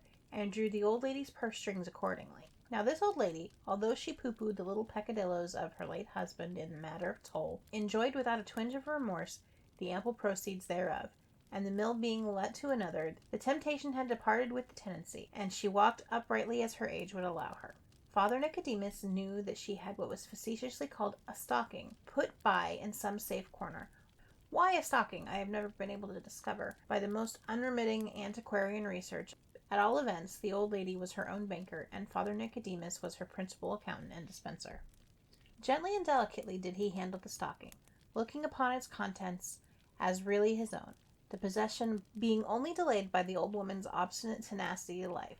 At last she became so feeble that he looked upon her flickering lamp as at the last flash, and one eventful evening it flashed up indeed, to his astonishment, for the old lady, with a bright light in her eyes and power in her voice, gave him her last instructions clearly and distinctly, without hesitation or reservation, thus: that all of her property, in money and otherwise, should be given, after her decease and decent burial, to her husband's poor relations and a faraway niece of her own, equally divided, as he would find it written on the fly-leaf of an old account book, reserving, as in duty bound, a certain sum, also therein specified, for the benefit of the prayers of the whole fraternity of the abbey, with all their power ecclesiastical. Father Nicodemus, with a mental reservation, swore to perform all of this, and the next morning at daybreak found him rummaging the old woman's eccentric hiding-places, and filling the pouch which hung under his cassock. He smiled as he patted the treasure, which materially interfered with his outline, and eventually interfered with his peace of mind and comfort. Thus it fell out. The old lady being quietly disposed of, it struck Father Nicodemus that he might get permission to make a pilgrimage to some saint whose name had long been forgotten, thereby giving himself a better opportunity of enjoying the ill-gotten treasure, and escaping the whispers of the foolish and the profane that were rife about the supposed rich old woman dying so poor, not even leaving a legacy to the church of her adoption to pass through the hands of her old chum Nicodemus. But as he never complained, what right had they? He shook his head and said nothing, but being granted leave, the basso profundo departed on his way rejoicing. But the old woman's spirit did not rest. She resisted the unfair advantage taken of her by her old ecclesiastical crony, and as they said in the days of superstition, she could not rest in her grave. And she didn't. Father Nicodemus had proceeded some miles on his way, strengthened by the good wine that hung at his girdle, once the private property of his dear old departed friend, when he found himself, towards the evening, in the depths of a thick wood. Sombre and melancholy as such places are in the twilight, a slight moaning wind tended very much to increase the dreariness of this. He hurried on, but the night overtook him in the very midst, so that, like a blind man, he had to feel his way with his staff. The thick undergrowth twined around his legs, and precipitated him amidst the briars, and knocked his naked shins against the gnarled roots. He did not swear, but his deep bass voice growled forth his discontent in no admirable manner, which, perhaps, after all, was his way of blessing himself. In the midst of his misery, just as he had picked himself up after an unpleasant fall, a light, intensely bright, suddenly burst through the darkness. The moon, he said, congratulating himself a little too soon. It was... what was it? It was the unmistakable apparition of a suit of clothes, long worn by the deceased miller's wife. There stood her crutch stick, but had no hand to lean upon it for support. There was her shoe, but no foot in it. There was her well-worn old velvet hood, but not... Hold! Was that her face? No, it was not that, but a refulgent light, with a frightful... But I do not think it was ever so cleverly ascertained what he saw. Suffice it to say, that it was something very unpleasant, which made him tremble like a large blancmange. His flesh crawled, and his marrow became like ice, when a voice sepulchrally solemn addressed him in the following unladylike manner: "You forsworn rascal, return the money that you have in your scrip, or I will never leave you, but throw light phosphoric upon your path wherever you go, and I know now that your actions will not always bear the light. So refund, robber, before I strip you of your sanctimonious character, and leave you exposed to the sneers of the world, and expelled from the community you disgrace." As the whatever it was finished speaking, it faded from the old sinner's horror-stricken sight. Father Nicodemus wouldn't believe it, yet his heartbeat and the trembling had not left him. He sang no more, but hurried until he tore his cassock and scratched his face most woefully.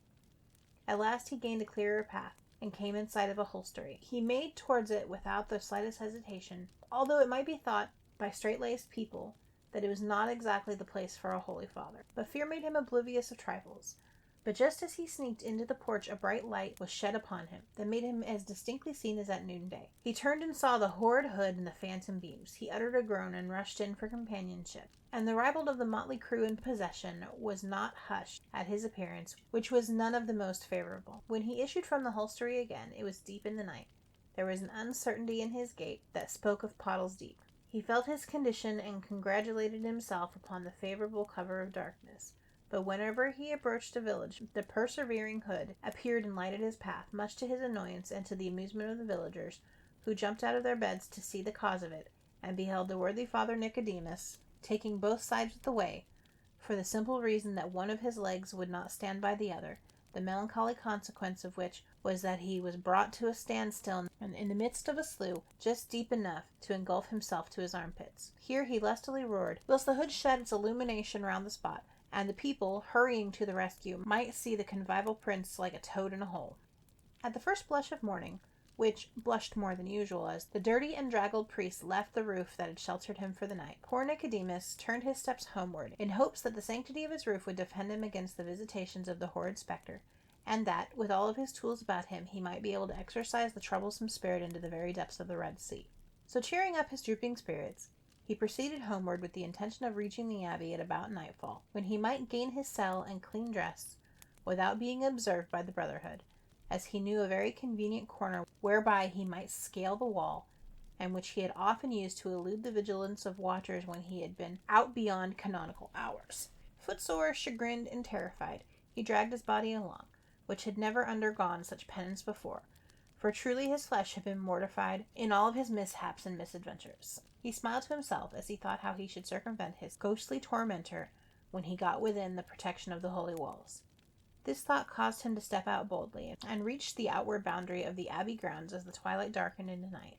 He soon found the dilapidated buttress, the inequalities of which gave him a sure foothold, and had often answered his purpose on a less pressing occasion. Unfortunately for him, the abbot that night was rather dyspeptic, therefore was indulging himself with a cool walk on the grounds, and heard the sound of some falling stones caused by the ascent of Nicodemus. He stood still and listened, during which pause the unfortunate climber had reached the summit of the wall and was just preparing to descend, when the spectre appeared upon the ground and threw full power of its light on the descending figure. The abbot, startled by the sight of Nicodemus, whom he recognized, as well as the supernatural light, rang the alarm bell, which soon brought to his aid a pious brawny thong who quickly laid hands on the suspected culprit.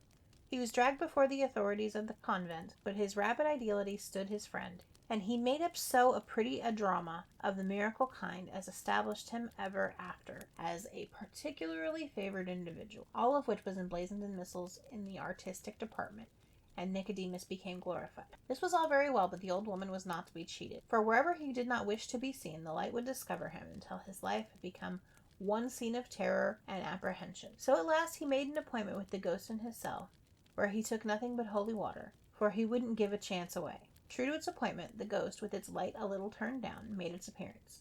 Bowing politely to Nicodemus, it stood waiting patiently to hear his proposal, refusing to take a chair. The clothes hung themselves on a peg usually appropriated for wet umbrellas, and, as he presumed, listened.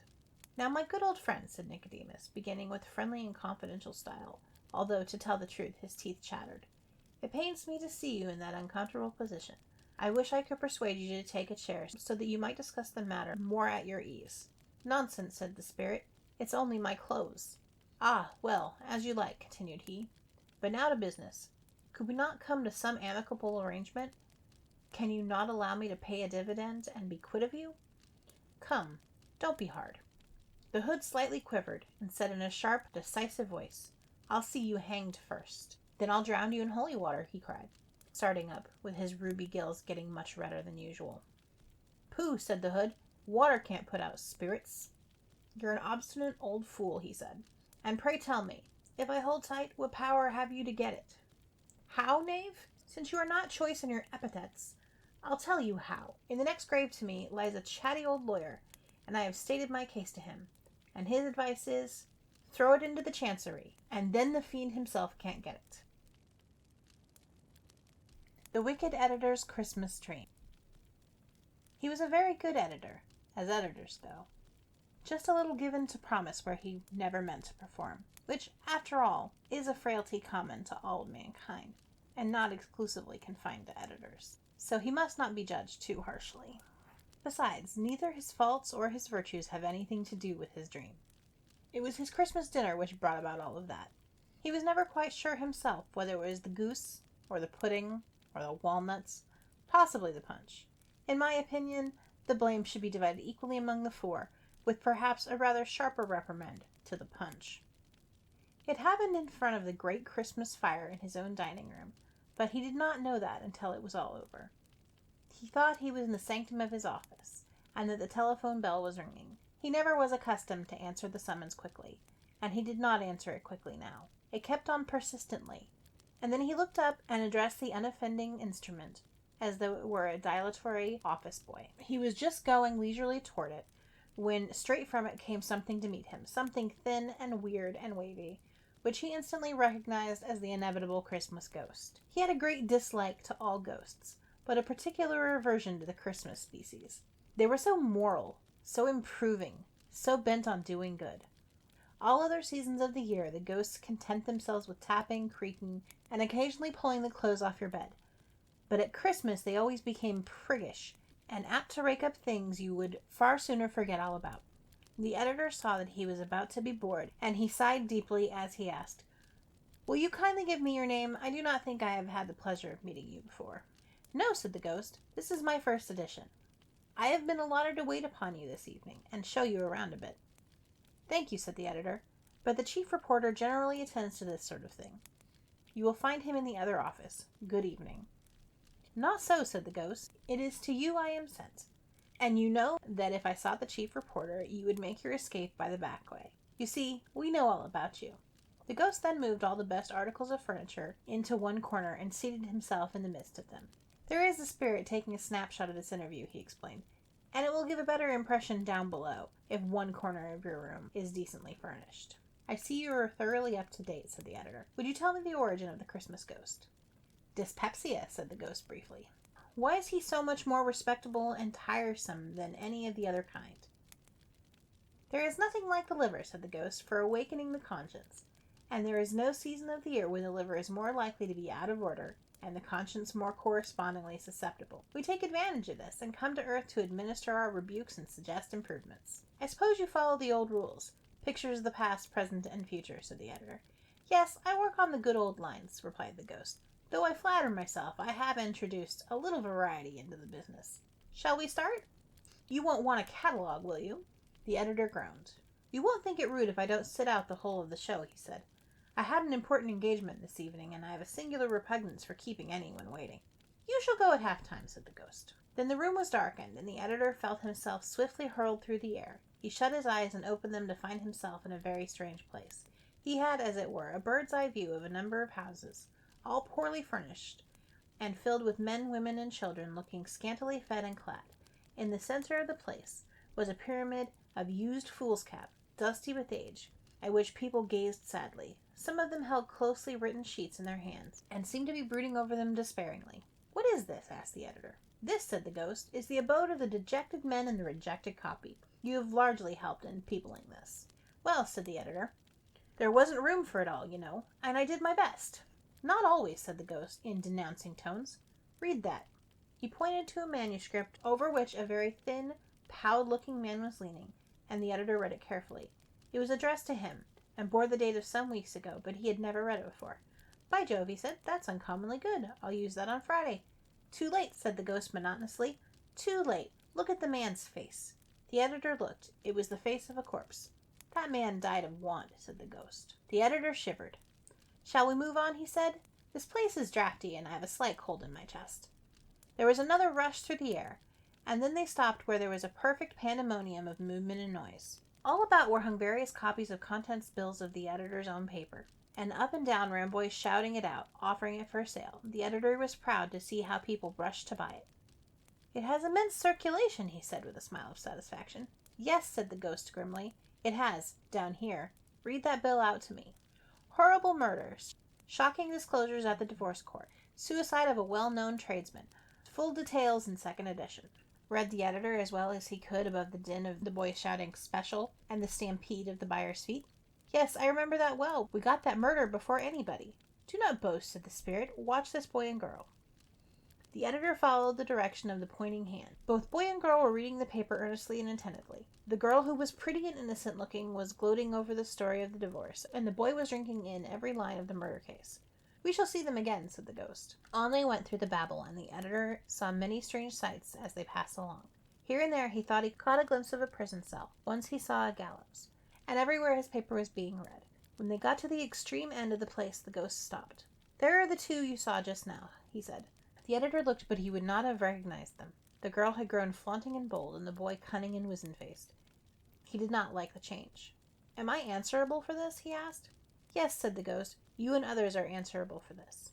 "But," remonstrated the editor, "the realistic stuff sells so well nowadays, and everyone goes in for it." "Even so," said the ghost. "And that girl is an outcast, and that boy is going to the gallows. Have you had enough?" "I should be glad to go," said the editor, "if you have nothing pleasanter to show me." "I was not sent to be pleasant," said the ghost. "I gathered that from the very first," said the editor, for they had left the noisy regions and were ascending again. "Is it over?" he asked, for he seemed to be sitting in his office chair once again. "Not quite," said the ghost. "You are a little wavering in your politics, are you not?" "I think you can hardly say that," said the editor. "It's rather hard to please everybody, you know." "I understand," said the ghost. "You're a wobbler. Feel the effects of that." The ghost made strange signals in the air, and the editor instantly found himself seized and shaken roughly from side to side. On his right was a grim apparition, all collar and hawk-like eyes, and on his left was one who wore an eyeglass of what seemed at that dread moment to be 40 horsepower. "Who and what are these?" he gasped. "The one on the right is known as the grim old masterpiece, and the other we call the man of parts. Have you decided between them?" The editor could only just shriek yes, so severely that he was shaking, and then freed himself with tremendous effort. The fire was out, and he was in a cold perspiration. "There was 2 nutmeg in that punch," he said, as he lowered the gas and went to bed. The Nameless Village, a mystery of the Mendip Hills. Dead and forsaken, buried 'neath a ban, nameless and lost to memory of man. I had been walking nearly all day over the Mendip Hills. Many a village and hamlet had I passed in my wanderings, but none so quaint as one half hidden in a rosy haze which I was approaching. It was nestled deep down in a hollow, and the setting sun tinged the little thatched roofs of the cottages, autumnal-tinted foliage, with touches of gold and crimson and purple. A faint scent of sweetbriar seemed to pervade this tiny village. It formed altogether such a pretty old-world picture. Soft moss grew luxuriantly over the little porches. The last roses of the summer bloomed in their tender beauty from cottage walls and covered like a fairy curtain the diamond-paneled window. Giant hollyhocks and prickly holly bushes, smothered already in scarlet berries, stood like enchanted sentinels at the rustic wooden gates. What, however, struck me as curious was the deathly silence which reigned over it all. Not a soul could I see, and not a sound greeted my ears. I felt as if I had walked into some spellbound haunt, or a village buried in the dusty forgotten past of the Middle Ages. Not far from the church stood the old manor house. I walked along the avenue of splendid chestnut trees which led to it, wondering how it was I had come across no mention of this strange out-of-the-way little place on my map. The house, built of gray stone and mantled in ivy, was evidently of very ancient date. Over the stone portico an inscription was carved, but so discolored by the damp as to be impossible to decipher. The door itself, of massive oak and studded with nails, was black with age. My efforts to open it proved unavailing. I was about to retire when I saw an old dame hobbling towards me. She was attired in a worn black velvet gown, and a white frilled muslin hood covered her head. I asked permission to look over the house, and she was apparently dumb, for she vouchsafed me no answer, but silently produced from the reticule a heavy iron key, with which she began to fumble at the lock. It creaked ominously, opening with a harsh, grating sound to admit me. The old lady did not accompany me, but left me to make my investigations alone. The floors were thick with dust, and the furniture, which mainly consisted of oak, was worm-eaten, whilst some fine specimens of tapestry, hanging limply on the walls, were fretted by a relentless colony of moths. In the long oak-paneled dining hall, several family portraits were fitted into the wainscoting, one of which struck me forcibly. It was the picture of a thin-faced, dark-eyed man wearing a ruff, but the expression was so lifelike and peculiar that it repelled and fascinated me at the same time. Opposite hung the portrait of a girl, but the gloom surrounding the face was so deep that I could make out very little of the features. A handsome silver sconce, the candles burned almost to the sockets, and an iron inkhorn were standing on the table. I passed through many rooms, but a sense of oppression weighed me down, and an identifiable musty odor clung to everything.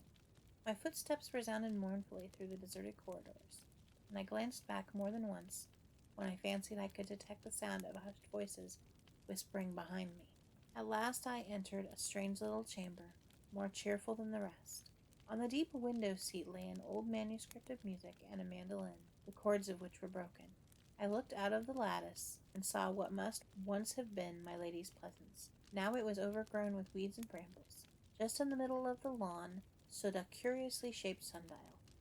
The heavy perfume of magnolia tree was in full bloom, which climbed the wall outside, filled the chamber, while a breath of air came sighing in and stirred the tarnished hangings of the four-poster. At that moment I happened to glance once more at the sundial, and caught my breath suddenly. A transparent form of a girl was standing before it, gazing with bent head at the desolation around her. But the vision of illusion quickly faded, and I was left contemplating only the dark shadows of the trees cast by the flickering rays of the sun on the neglected garden. After some little difficulty, I managed to find my way out of the rambling old house, and on the looking back, I saw the heavy door slowly pushed from the inside and closed with a clang, while the key grated in the lock and turned with a hollow groan. All sorts of old fancies crowded through my brain as I walked in the direction of the church, which I was determined to see. The lovers, joys, sorrows, and tragedies of bygone days arranged themselves in fantastic groups in my imagination as I passed up the weed-grown pathway. The church door was open, but it was so dark inside that at first I could make nothing out, but as my eyes grew accustomed to the gloom, I noticed the air of mystery which enveloped both the mansion and the village was not wanting here. The pews, black with age, were all very high and narrow. The large one at the chancel of the church was higher than the rest, and square in shape. It also boasted pillars richly carved on each corner, and all round hung velvet curtains spangled with silver cobwebs. Over the altar was a kind of alcove, ornamented with a fresco of cherubim adorning a holy grail. Suspended from the groined roof were some tattered flags, whilst long-robed and mail-clad effigies seemed from their shadowed recesses to fix me solemnly with stony sightless eyes. Feeling an unaccountable weariness creeping over me, I seated myself in the great square pew, leaving the door open. Looking up, I noticed the wax tapers on the altar were burning, throwing dim light over the scene. Then my heart stood still, for gliding slowly up the aisle came a strange procession. First the figure of a girl, covered with a long white veil, and by her side a tall fair man, then followed by a silent, gorgeous crowd. The bride and bridegroom approached the altar rails and knelt there. 3 monks stood awaiting them, and one, a man with eyes like fierce, gleaming jewels, stretched forth a trembling, bony hand above their heads as if in benediction. Spellbound, I waited, but the vision faded, passing away noiselessly as it had come into the gathering night. As I continued to gaze in the direction of the altar, my eyes fell upon a coffin. It was draped with a purple pall, while a young, fair-haired man knelt, keeping a lonely watch beside it. Then a monk appeared. I saw his face plainly. It was that of the man whose portrait I had seen in the old dining hall. He stole stealthily up to the kneeling figure. My sight was next dazzled by an upward gleam of steel, something sinking in the dark, huddled heap on the floor, something darker still trickling down the steps, and nothing more. It must have been a dream conjured up by the hidden past. That night, when rather late, I reached the Cheddar. I tried in vain to gain some information regarding the curious little hamlet through which I had passed. Neither my own touring map nor any of those scattered about the parlor table could afford me the desired information. "Maybe old Sarah can tell you something," suggested my host. So the next morning, being directed to her whereabouts, to old Sarah I accordingly went. She was sitting in the door of her tiny hut, superintending a buxom young lass in her efforts at gardening. She was chatting volubly, and held a long rake in her horny hand, with which she was apparently in the habit of enforcing her remarks at intervals on the rosy-cheeked maiden, thus obviating the trouble of following her about her small domain. She was evidently not disposed to be communicative to me. The only answer she vouchsafed to my earnest inquiries was, "Say, ye have seen the Mist Village, have ye?" "Aye, aye. Be thankful ye came out. It's sound a limb. Nae seek to enter it again. 'Tis dead, dead, I tell ye. Sure 'twas a gruesome tale. Now, Nance, shut thy mouth, child, and tend to the lavender yonder." And Nance only managed to elude the pointed exhortation of the rake by a nimble spring over the watering can. I have often since pondered my strange experience that day on the Mendip Hills. Was it but a wraith after all, or Mist Village, as old Sarah called it? I cannot tell, but next year I must search again for the village which seemed so suddenly and utterly to have vanished from human ken. Little Willie Bell. In Scotland, at every church door, there is a stool and a broad pewter plate upon it, and everyone that goes into the church is expected to put something into the plate as he passes, for the poor of the parish. Gentlemen and ladies put in shillings and half-crowns, or more if they be very rich, but working men and their wives, and anyone that is not very poor indeed, would be ashamed to go by the plate without putting in a penny or a halfpenny to help the old frail people and the blind and lame, who are not able to work and win money for themselves. It is custom of good ladies and gentlemen in that country to give each of their children a halfpenny or a penny, or more if they can afford it, every Sunday morning to put into the plate. And they do this that their children may learn betimes to think of the hard condition of the poor, frail, blind people, and how it is right for us to help them in their distress. I have told you these things because if you did not know them, you would not be so well able to understand the story which I once heard told in Scotland. Long ago there was a good worthy clergyman in that country called Mr. Bell. He was very charitable and kind, and all the poor people loved him exceedingly. One Saturday an old schoolfellow, whom Mr. Bell had not seen for many years, came to visit him. Mr. Bell was very glad to see his schoolfellow, and invited him to stay there for a few days, and he agreed to do so. And Mrs. Bell prepared the best bedroom in the house for this gentleman, whose name was Major Lindsay, and the Major had ridden a long way, so he retired to the bedroom to change his dress before dinner, and this took up some time. He was about an hour in the bedroom by himself. They then dined, and after dinner Mr. Bell asked for the children, and they were brought into the parlor. The Major was much pleased with the children, for they were very quiet. There were 3 of them, all girls, Jane, Mary, and Susan. Jane was a good deal older than the others. The Major took Susan on his knee and kissed her, and then he looked around and said to Mrs. Bell, "These are fine little girls, but where is the pretty boy that came into my room while I was dressing?" "These are all the children we have, Major," said Mrs. Bell. "I wonder who it could be then," said the Major.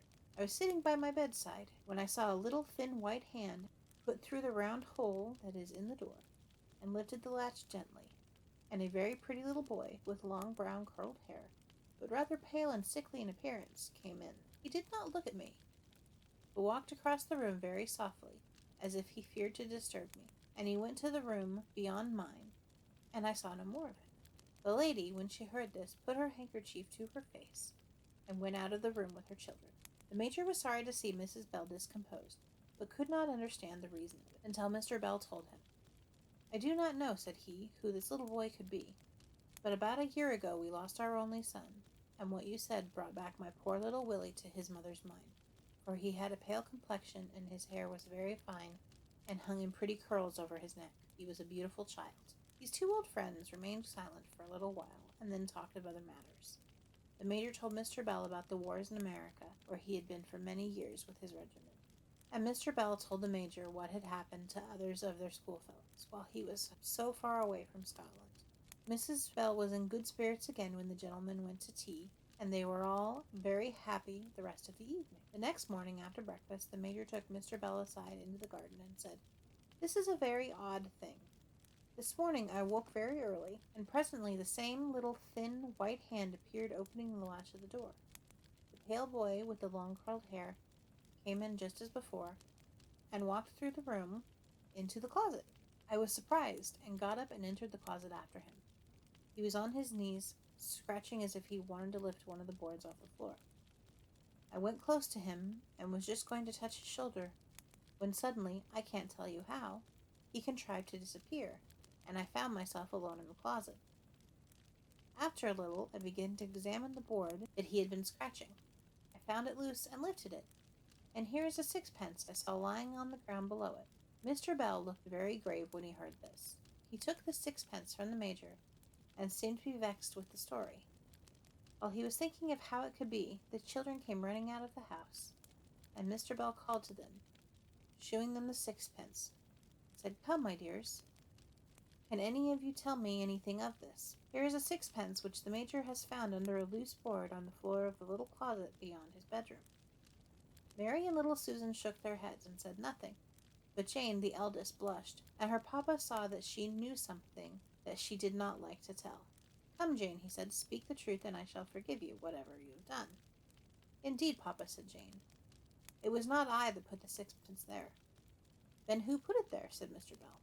And then the tears came running over Jane's cheeks, and she said, "Oh, papa, I think it was poor Willie. The Sunday before he died, you gave him a sixpence to put in the plate, and he had a halfpenny of his own, and he put the halfpenny in the plate and kept the sixpence. But Willie did not tell me where he hid it." Mr. Bell shook his head, and the Major saw the tears that were standing in his eyes. He said nothing for some time, but at last the church bell began to ring, and then he gave the sixpence to Jane and bade her to put it in the plate the same morning. Major Lindsay stayed some days at Mr. Bell's, but neither he nor anybody else ever saw anything more of the little pale boy. Smee. "No," said Jackson with a deprecatory smile. "I'm sorry. I don't want to upset your game.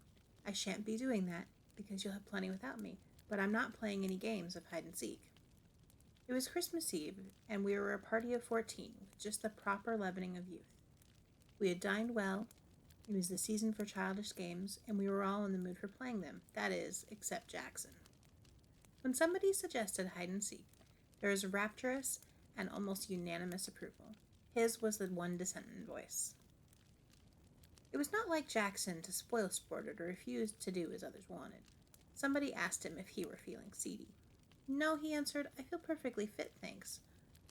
"But," he added with a smile which softened without retracting the flat refusal, "I'm not playing hide-and-seek." One of us asked him why not. He hesitated for some seconds before replying, "I sometimes go and stay at a house where a girl was killed through playing hide-and-seek in the dark. She didn't know the house very well, and there was a servant's staircase with a door to it. When she was pursued, she opened the door, she jumped into what she must have thought was one of the bedrooms, and she broke her neck at the bottom of the stairs." We all looked concerned, and Mrs. Fernley said, "How awful! And you were there when it happened?" Jackson shook his head very gravely. "No," he said, "but I was there when something else happened, something worse." "I shouldn't have thought anything could be worse." "This was," said Jackson, and shuddered visibly. "Or so it seemed to me." I think he wanted to tell the story and was angling for encouragement. A few requests, which may have seemed to him to lack urgency, he affected to ignore and went off on a tangent. I wonder if any of you have played the game called Smee. It's a great improvement on the ordinary game of hide-and-seek. The name derives from the ungrammatical colloquialism, "it's me." You might care to play if you're going to play a game of that sort. Let me tell you the rules. Every player is presented with a sheet of paper. All the sheets are blank except one, on which is written Smee. Nobody knows who Smee is except Smee himself, or herself, as the case may be. The lights are then turned out, and Smee slips from the room and goes off to hide. And after an interval, the other players go off in search, without knowing whom they are actually in search of. One player, meeting another, challenges with the word Smee, and the other player, if not the concerned, answers Smee. The real Smee makes no answer when challenged, and the second player remains quietly by him. Presently they will be discovered by a third player who, having challenged and received no answer, will link with the first two. This goes on until all the players have formed a chain, and the last to join is marked for a forfeit. It's a good, noisy, romping game, and in a big house it often takes a long time to complete the chain. You might care to try it, and I'll pay my forfeit and smoke one of Tim's excellent cigars here by the fire until you get tired of it. I remarked that it sounded like a good game, and asked Jackson if he had played it himself. Yes, he answered. I played it at the house I was telling you about. And she was there, the girl who broke... No, Mrs. Fernley interrupted. He told us he wasn't there when that happened. Jackson considered. I don't know if she was there or not. I'm afraid she was. I know that there were 13 of us there. And there ought to have only been 12. And I'll swear I didn't know her name. Or I think I should have gone clean off my head when I heard that whisper in the dark. No, you don't catch me playing that game or any other like it anymore. It spoiled my nerve quite a while, and I can't afford to take long holidays. Besides, it saves a lot of trouble and inconvenience to own up at once being a coward. Tim Vouch, the best of hosts, smiled around at us, and in that smile there was a meaning which is sometimes vulgarly expressed by the slow closing of an eye. There's a story coming, he announced. There certainly is a story of sorts, said Jackson. But whether it's coming or not, he paused and shrugged his shoulders. Well, you're going to pay a forfeit instead of playing. Please, but have a heart and let me down lightly. It's not just sheer cussedness on my part. Payment in advance, said Tim, ensures honesty and promotes good feeling. You are therefore sentenced to tell the story here and now. And here follows Jackson's story, unrevised by me and passed on without comment to a wider public. Some of you I know have run across the Sangstons. Christopher Sangston and his wife, I mean. They're distant connections of mine, at least Violet Sangston is. About 8 years ago, they bought a house between the North and South Downs on the Surrey and Sussex border. 5 years ago, they invited me to come and spend Christmas with them. It was a fairly old house. I couldn't say exactly of what period. It certainly deserved the epithet rambling. It wasn't a particularly big house, but the original architect, whoever he may have been, had not concerned himself with economizing the space, and at first you could get lost quite easily. Well, I went down for that Christmas, assured by Violet's letter that I knew most of my fellow guests, and that the 2 or 3 that might be strangers to me were all lambs. Unfortunately, I'm one of the world's workers, and I couldn't get away until Christmas Eve, although the other members of the party had assembled on the preceding day.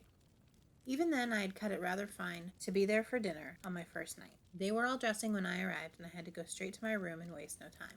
I may even have kept dinner waiting for a bit, for I was the last down, and it was announced within a minute of my entering the drawing room.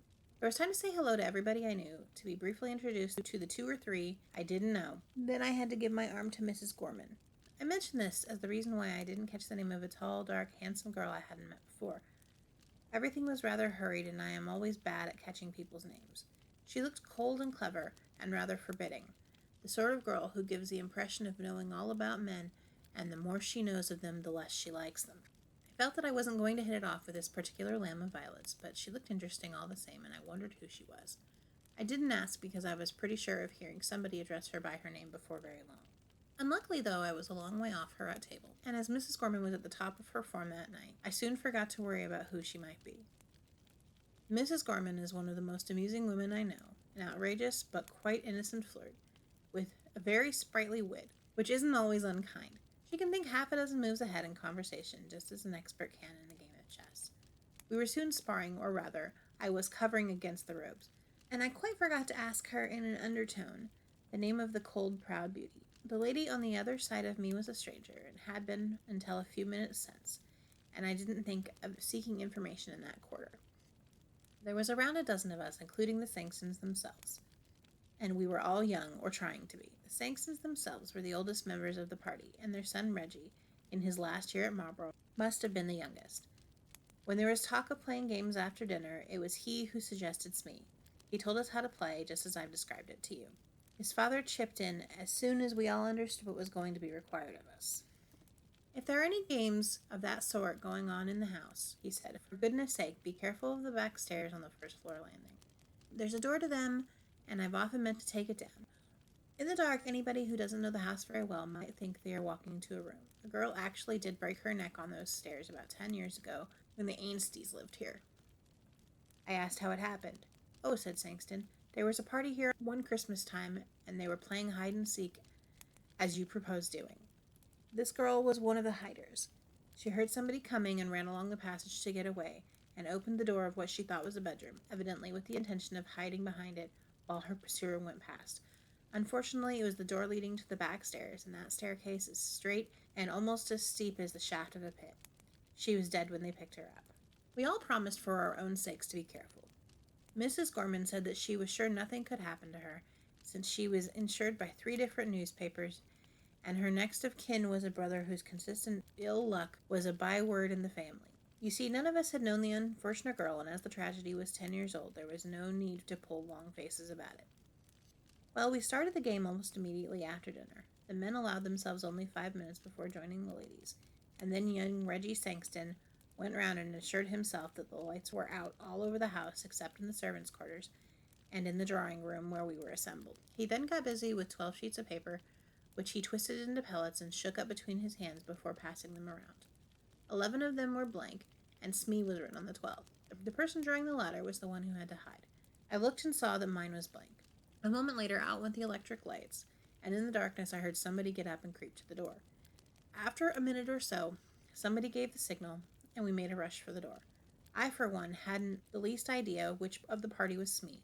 For 5 or 10 minutes we were all rushing up and down the passages, and in and out of rooms, challenging another, answering, "Smee, Smee." After a bit of the Allerons and the excursions died down, I guessed that Smee was found. Eventually I found a chain of people, all sitting still and holding their breath on some narrow stairs leading up to a row of attics. I hastily joined it, having challenged and soon been answered with silence, and presently 2 more stragglers arrived, each racing the other to avoid being last. Sankston was one of them. Indeed, it was he who was marked down for a forfeit, and after a little while he remarked in an undertone, "I think we're all here now, aren't we?" He struck a match, looked up the shaft of the staircase, and began to count. It wasn't hard, although we just about filled the staircase, for we were sitting each a step or 2 one above the next, and all of our heads were visible. 9, 10, 11, 12, 13, he concluded, and then laughed. "Dash it all, that's one too many." The match had burnt out, and he struck another and began to count. He got as far as 12, and then uttered an exclamation. "There are 13 people here," he exclaimed. "I haven't counted myself yet." "Oh, nonsense," I laughed. "You probably began with yourself, and now you want to count yourself twice." Out came his son's electric torch, giving a brighter and steadier light, and we all began to count. "Of course we numbered 12, Sankston laughed. "Well," he said, "I would have sworn I counted 13 twice. From halfway up the stairs came Violet Sankston's voice, with a little nervous trill in it. "I thought there was somebody sitting 2 steps up above me. Have you moved up, Captain Ransom?" Ransom said he hadn't. He also said he thought that there was somebody sitting between Violet and himself. Just for a moment there was an uncomfortable something in the air, a little cold ripple which touched us all. For that moment it seemed to all of us, I think, that something odd and unpleasant had happened, and was liable to happen again. Then we laughed at ourselves and at one another, and were comfortable once more. There were only 12 of us, and there could only have been 12 of us, and there was no argument about it. Still laughing, we trooped back to the drawing room to begin again. This time I was Smee, and Violet Sankston ran to me while I was still looking for a hiding place. That round didn't last long, and we were a chain of 12 within 2 or 3 minutes. Afterwards there was a short interval. Violet wanted a wrap fetched for her, and her husband went up to get it from her room. He was no sooner gone than Reggie pulled me by the sleeve, and I saw that he was looking pale and sick. "Quick," he whispered, while Father's out of the way. "Take me into the smoke room and give me a brandy or a whiskey or something. You know, the sort of dose a fellow ought to have." Outside the room I asked him what was the matter, but he didn't answer me at first, and I thought it was better to dose him first and question him afterwards. So I mixed him a pretty dark-complexioned brandy and soda, which he drank at a gulp, and then began to puff as if he had been running. "I've had rather a turn," he said to me with a sheepish grin. "What's the matter?" "I don't know. You were Smee just now, weren't you?" "Well, of course I didn't know who Smee was, and while Mother and the others ran into the west wing and found you, I turned east. There's a deep clothes cupboard in my bedroom. I'd marked it down as a good place to hide when it was my turn, and I had an idea that Smee might be there. I opened the door in the dark, felt around, and touched somebody's hand. 'Smee,' I whispered, and not getting any answer, I thought I'd found Smee. Well, I don't know how it was, but an odd, creepy feeling came over me. I can't describe it, but I felt something was wrong. So I turned on my electric torch, and there was nobody there. Now I swear I touched a hand, and I was filling up the doorway of the cupboard at the time, so nobody could get out past me." He puffed again. "What do you make of it?" he asked. "You imagine that you touched a hand," I answered naturally enough. He uttered a short laugh. "Of course, I knew you were going to say that," he said. "I must have imagined it, mustn't I?" He paused and swallowed. "I mean, it couldn't have been anything else but imagination, could it?" I assured him that it couldn't, meaning what I said, and he accepted this, but rather with the philosophy of one who knows he is right but doesn't expect to be believed. We returned to the drawing room, where, by that time, they were all waiting for us and ready to start again. It may have been my imagination, although I'm not sure it wasn't, but it seemed to me that all enthusiasm for the game had suddenly melted like a white frost in a strong sunlight. If anybody had suggested another game, I'm sure we should have all been grateful and abandoned Smee, only nobody did. Nobody seemed to like to. I, for one, and I can speak for some of the others too, was oppressed with the feeling that there was something wrong. I couldn't have said what I thought was wrong. Indeed, I didn't think about it at all. But somehow all the sparkle had gone out of the fun, and hovering in my mind like a shadow was the warning of some sixth sense which told me that there was an influence in the house which was neither sane, sound, nor healthy. Why did I feel like that? Because Sankston had counted 13 instead of 12, and his son had thought he had touched somebody in an empty cupboard. No, there was more in it than just that. One would have laughed at such things in the ordinary way, and it was just that feeling of something being wrong which stopped me from laughing. Well, we started again, and when we went in pursuit of the unknown Smee, we were as noisy as ever, but it seemed to me that most of us were acting. Frankly, for no other reason than the one I've given you, we'd stopped enjoying the game. I had an instinct to hunt with the main pack, but after a few minutes, during which no Smee had been found, my instinct to play winning games and be first if possible sent me searching on my own account. And on the first floor of the west wing, followed the wall, which was actually the shell of the house, I blundered against a pair of human knees. I put up my hand and touched a soft, heavy curtain. Then I knew where I was. There were tall, deeply recessed windows with seats along the landing and curtains over the recesses to the ground. Somebody was sitting in a corner of the window seat behind the curtains. Aha, I thought. Smee, so I drew the curtain aside, stepped in, and touched the bare arm of a woman. It was a dark night outside, and moreover, the window was not only curtained, but a blind hung down to where the bottom panes joined up the frame. Between the curtain and the window is as dark as the plague of Egypt. I could not have seen my hand held 6 inches before my face, much less the woman sitting in the corner. Smee, I whispered. I had no answer. Smee, when challenged, does not answer. So I sat down beside her, first in the field, to await the others. But having settled myself, I leaned over to her and whispered, "Who is it? What's your name, Smee?" And out of the darkness beside me, the whisper came back, "Brenda Ford." I didn't know the name, but because I didn't know it, I guessed at once who she was. The tall, pale, dark girl was the only person in the house I didn't know by name. Ergo, my companion was the tall, pale, dark girl. It seemed rather intriguing to be there with her, shut in between a heavy curtain and a window, and I rather wondered whether she was enjoying the game we were all playing. Somehow she hadn't seemed to me to be one of the romping sort. I muttered one or two commonplace questions to her and had no answer. Smee is a game of silence. Smee and the person or persons who have found Smee are supposed to keep quiet to make it hard for the others. But there was nobody else about her, and it occurred to me that she was playing the game a little bit too much to the letter. I spoke again but got no answer, and then I began to be annoyed.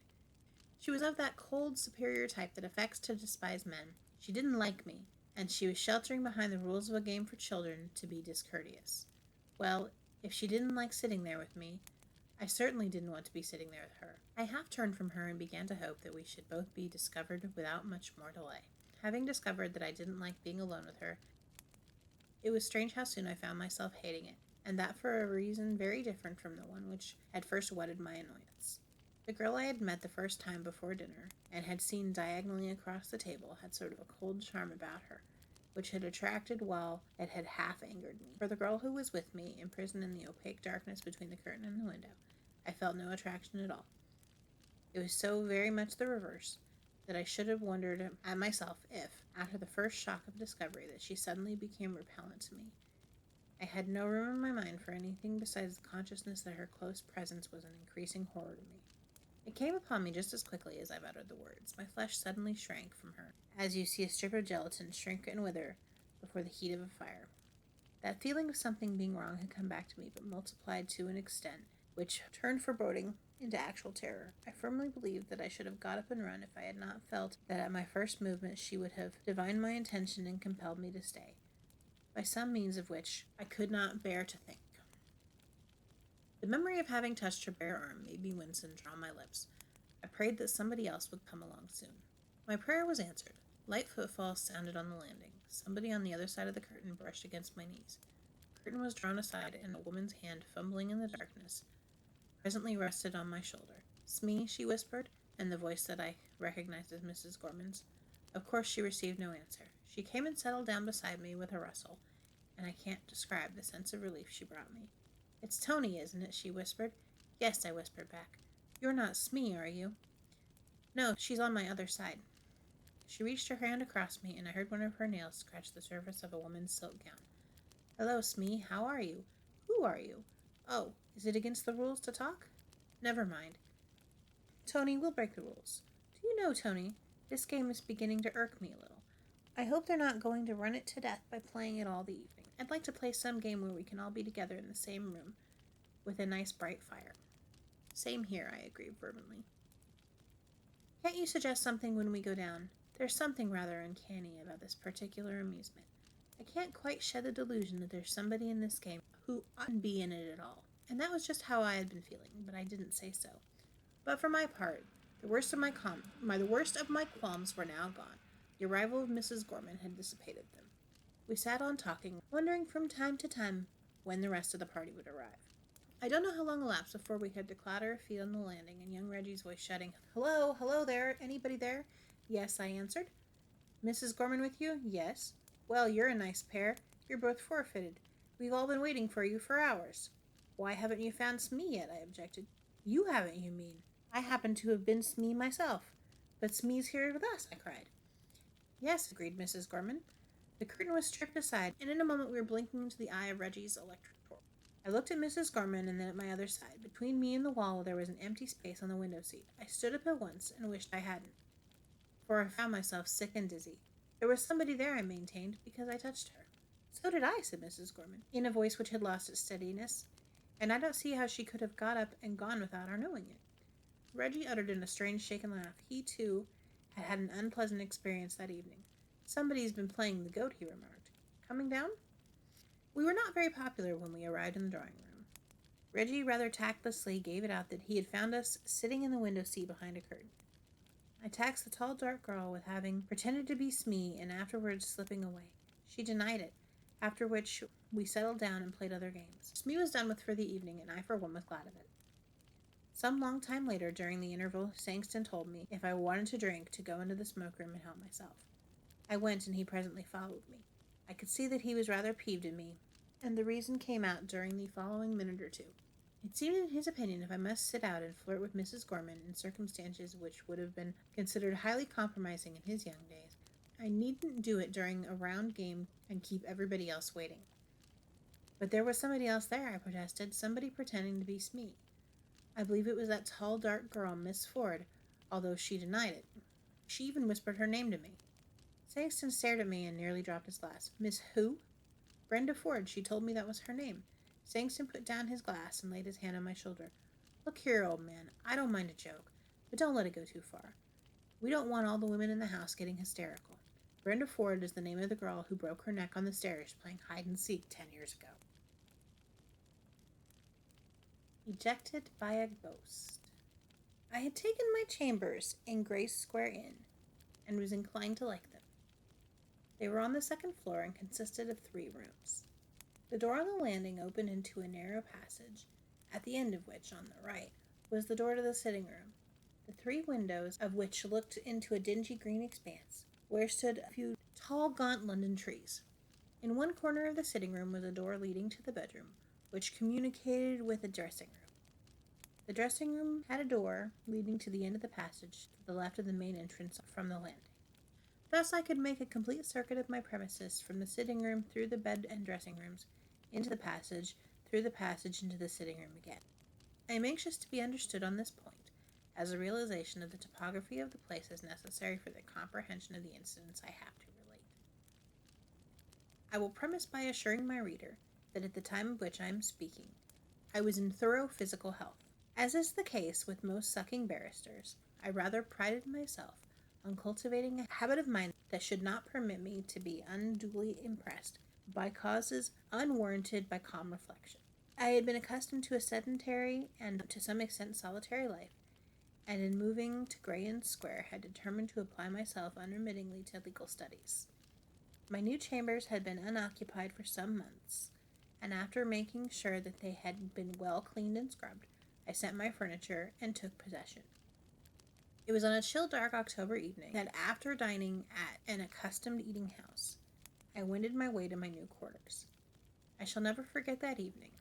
There was a heavy, clammy feeling in the air of the streets, and as I turned into the dreary square, The air seemed heavier and clammier. On arriving at my chambers, I found a deaf-spirited, sodden old creature who had attached itself to me as laundress and charwoman in the act of setting out to tea things. The lamp was lighted and the fire burned bright in the grate. On my coming in, the old woman mumbled a few words, the meaning of which I did not catch. However, well pleased with the air of comfort she had imparted to the place, I wished her a cheery good night, and she went out. Having closed and locked the outer door, I returned down the passage into the sitting room. I can perfectly call to mind its appearance on that night. The polished furniture was gleaming and glistening in the light, the windows were veiled by thick curtains, and the door leading into the bedroom stood ajar. I congratulated myself on my possessions, and having poured myself out a cup of tea and lighted my pipe, settled myself with a volume of Hallam in an armchair by the fire. I had been reading for some time. My attention had somewhat wandered to a vague, sleepy consideration of matters not strictly relevant to constitutional history, when I became aware of a strange, all-pervading sensation of cold. The sensation was so sudden, so acute, that I rose from my chair shivering, in expectation of finding one of the windows open, but no, they were all closed and fastened. Through the panes I could discern the gaunt branches of trees, unstirred by any gust of wind. On glancing around the room, I noticed the flame of the lamp, which, though somewhat dim, did not flicker, or seem agitated by the icy stream of air that chilled me to the bones. The bedroom door, as I have mentioned, was ajar, and thinking the draught might have proceeded from one of the inner rooms, I lighted a candle with the intention of looking through them. But the instant I entered the bedroom, the candle went out, not suddenly, as from a current of air, but quietly, instantaneously, as though it had been introduced to an atmosphere of carbonic acid gas. At the same moment, the sensation of cold came over me with 10 times greater intensity than before. The gas light in the square shone feebly in the rooms, and I was able to find my way through them into the passage and back into the sitting room. My sensations appeared to be somewhat unaccountable, but attributing them to some draught, of which I could ascertain the cause of in the morning, I closed the doors and resumed my place by the fire. After a little while, I fell again into my interrupted train of dreamy thought and gradually fell asleep. Now, before proceeding further, I may state that I have never been the victim of nervous fancies. Nothing had ever occurred to me bearing the remotest way of the events that I am about to relate, events so utterly inexplicable by natural causes and yet so fantastically real, that even after a lapse of many years I call them to mind with a shudder of horror. I remember as though it were yesterday the appearance of the room as I mused lazily in my armchair before going to sleep. The sound of an organ which was playing in some neighboring street came to me fitfully, at times seeming to be almost close to me, and at times again seeming to proceed from some great distance. The fire had burned low, occasionally cracking and ticking. The lamp, as I have mentioned, was burning dimly, and a portion of the room was in deep shadow. I do not know how long I slept when I became conscious of my own being. I cannot say I awakened, for though all my mental faculties were struggling painfully into life, my vital action seemed suspended, and I was unable to move hand or foot. Cold perspiration burst from all my pores, and I made tremendous but vain efforts to shake off the incubus that was upon me. My feeling was not one of impotence. It was as though I had been frozen into a solid block of ice. I endeavored to call out, and had no power over my voice, and could not utter a sound. But as I gasped and panted, there stole into my nostrils a deadly, terrible, overpowering stench, unmistakable in its penetrating sickliness to me who had frequented hospitals. It was the dread odor of decomposing mortality that was suffocating me as I sat. I felt that I must break the spell or die. With one terrific exertion that strained every nerve and muscle, I burst from the chair and fell cowering on my knees before the fire. The lamp had gone out, and a faint gleam from the fire afforded the only real light in the room. I relighted the lamp, and having swallowed a glass of brandy, endeavored to collect my thoughts. The hideous odor still clung in my nostrils, and the absurdity of such supposition did not strike me. I searched the room, but of course found nothing. As though to my astonishment, the bedroom door, which I had carefully closed, was wide open. As I advanced towards it, with the intention of shutting it again, my lamp was extinguished by the same unaccountable manner as before. I locked it, however, securely, and again struck a light. By this time I had sufficiently recovered to endeavor to reconcile my sensations to natural causes, or, at any rate, to a formidable attack of nightmare. I lighted my pipe, in hope of neutralizing the terrible stench that still pervaded the room. Leaning on the mantelpiece, I actually smiled, beholding my own pale, scared-looking face in the mirror. As I looked, Suddenly, every pulse in my body stood still. I beheld the reflection of the bedroom door, which gradually, noiselessly, opened of itself. I tried to command myself and turned round towards the door, the same intense thrill of cold, but not a soul was there. I considered for an instant and cross-examined myself as to my own condition. It was evident that my nerves were completely unstrung, and I decided, as I saw reflected in the looking-glass my own ghastly-looking face, that I was not in a condition to investigate the matter further for that night.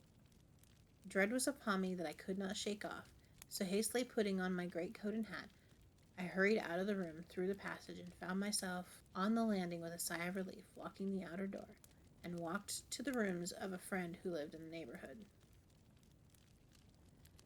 S., who was reading for the Indian Civil Service, was glad to see me, and offered me a shakedown for the night. I informed him at once of the cause of my ignominious flight from my own rooms. My experiences had been too unmistakably real for me to dread ridicule in the relation of them.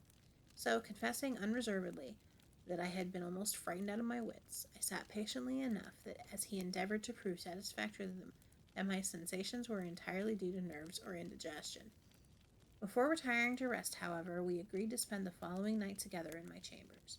In the morning we each went to our respective duties, with an arrangement to meet at dinner that evening.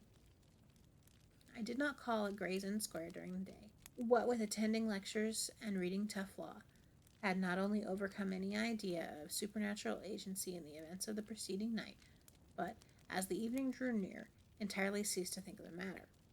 It was about 8 o'clock when we entered the rooms together. The old laundress had evidently been at work, as on the preceding evening. The fire was burning brightly, the lamp was lighted, and the tea things were set out on the table. We walked through the rooms and found everything in perfect order. S. laughingly envied me my comfortable quarters, showing by his manner that he was more than ever convinced that I had been the victim of an exceedingly bad attack of nightmare. After a little while we agreed to play chess, and arranged a small side table in front of the fire. I sat in the armchair with my back to the bedroom door. As on the previous night, S. was seated opposite me, consequently facing the door, which I had closed, locked, and bolted, on completing the tour of inspection. S., who was in high spirits, joking at me the while. I remembered, however, the uncomfortable tendency it had to open on its own account, and determined that it should be as securely fastened as a good lock and bolt would admit of. We were both fair chess players, about equally matched. 2 hours perhaps had elapsed when the interest of the game culminated, and we were considering it with an intenseness known only to chess players. The move was with me. Knowing it to be a critical one, I was considering it at length in all its aspects. My decision was just formed, and I was on the point of moving a piece when gradually, surely, I became aware of the same extraordinary sensation of cold as on the night before, just as if the surrounding atmosphere were becoming iced into solidity. I felt that the bedroom door behind me was opening. I looked up with the intention of calling S.'s attention to the phenomenon, but my movement was unnecessary. He was equally conscious of it with myself. He had risen from his chair, and I can never forget the expression on his face, which was livid and distorted. His eyes were wide open, and turned full on the door that was behind my chair. All his features were convulsed, and his appearance, as he bent forward as if in an intensity of horrified expectation, was perfectly terrific. I actually saw his hair lift from his head, and great beads of perspiration burst from his forehead. He took not the slightest notice of my movement, but slowly raised one hand as if pointing at something in the room behind me. Then suddenly, without giving me a moment's warning, with one loud yell of agonized terror, he dashed to the door leading to the passage, through the passage and out of the main door, which slammed heavily behind him. I hurried after him into the passage, and then remembered that the outer door closed with a spring lock, and that the key was in the pocket of my greatcoat, which was hung up in the bedroom. We had inadvertently left the door open on coming in, and thus S., who had been unable to escape. It would be impossible for me to describe my feelings at finding myself alone in the passage. How long was it before I mustered up sufficient presence of mind for reflection I cannot tell you, but at last I realized to myself the fact that to leave my chambers it was necessary to get the key. With desperate courage I returned to the sitting room. The lamp was extinguished, the fire was burning with a sickly glare. With closed eyes I advanced into the bedroom. I quickly felt my way to the peg on which my coat was hanging. Then something happened that caused my very heart to stand still and my blood to freeze. I heard movement in the passage, a strange, heavy, shuffling sound, as of a body dragging itself along the floor. An impulse seized me, unaccountable as all the other events of that memorable night. I felt impelled to follow the thing, painfully, slowly dragging itself down the passage. I stepped through the dressing room, and as I moved, I heard it move before me, keeping the same relative distance from me.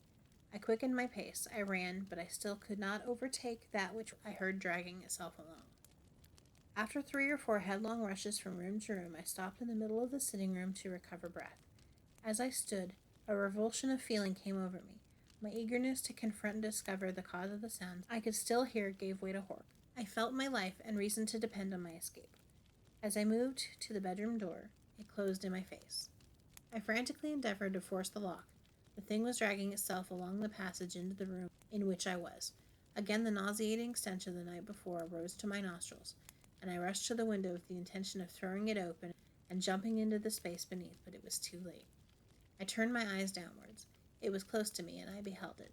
A man, writhing on the floor, his features blue, bloated, and decomposed, the eyeballs turned up, yet bearing full upon me, dead and glassy, an impure phosphorescent light emanating from the body itself. As I gazed, one discolored hand was raised to the throat, in which I perceived a hideous gash. It drew itself gradually closer to me. I became insensible. When I was discovered in the morning, my friends, who were telegraphed for, removed me to the country, where, amongst cheerful scenes and people, I soon recovered. S died of brain fever within 3 days of the night on which he sat and watched with me. I have never cared to make any inquiries about the previous inmates of the chambers. It is true I have heard that an inmate of one set cut his throat under peculiarly horrible circumstances, but I was never curious to identify the scene of the suicide's death with the chambers I occupied for so short a time. Indeed, nothing would ever induce me ever again to enter Gray's Inn Square. The Ghost Chamber. There, it rises before me as I write. A long, low room, wainscoted and tapestried, the windows hung with yellow curtains, through which the daylight enters gorgeously, and the floor shining and black with its polished oak boardings. What strange gleams of light fall across the counterpane up from the colored glass. And outside there is an old rookery. The perpetual cawing of those inhabitants would fain persuade us that already a whisper of spring has got about the air.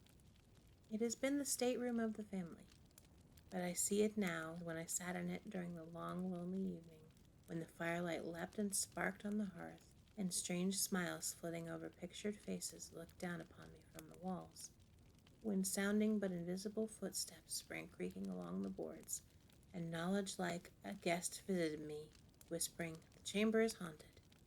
Yes, haunted truly, but only by old spirit memories. The old people who inhabited this room have long since been gathered to their fathers, and it is now their second son who inherits the property. Their portraits hang upon the walls, and look down upon us with something of a life presence still upon them. With stately carriage and hand placed within his vest, eagle eye and stern brow, the old man still seems keeping watch over his household. Opposite to him, in a hat and feathers, white satin gown, low neck and arms, and all the acknowledged beauty of the past century, sits smiling his wife. There is a history connected with these portraits. I think of them in the ghost chamber, where I have been placed by my own desire, and wonder if they are ever descended from their grand stateliness to the little familiarities, the sweet social endearments that twine so lovingly around the intercourse of life. There is an old judge with powdered wig, white cravat, and long waistcoat, who frowns down at me from over the mantelpiece. As this question suggests itself mentally, and as I glance across the family heiress in all the dignity of shepherdess attire, her crook seems to tremble in her hands, the very folds of her dress to stand upright with horror. But in the ghost chamber I will still linger, haunted ever by these memories of the dead.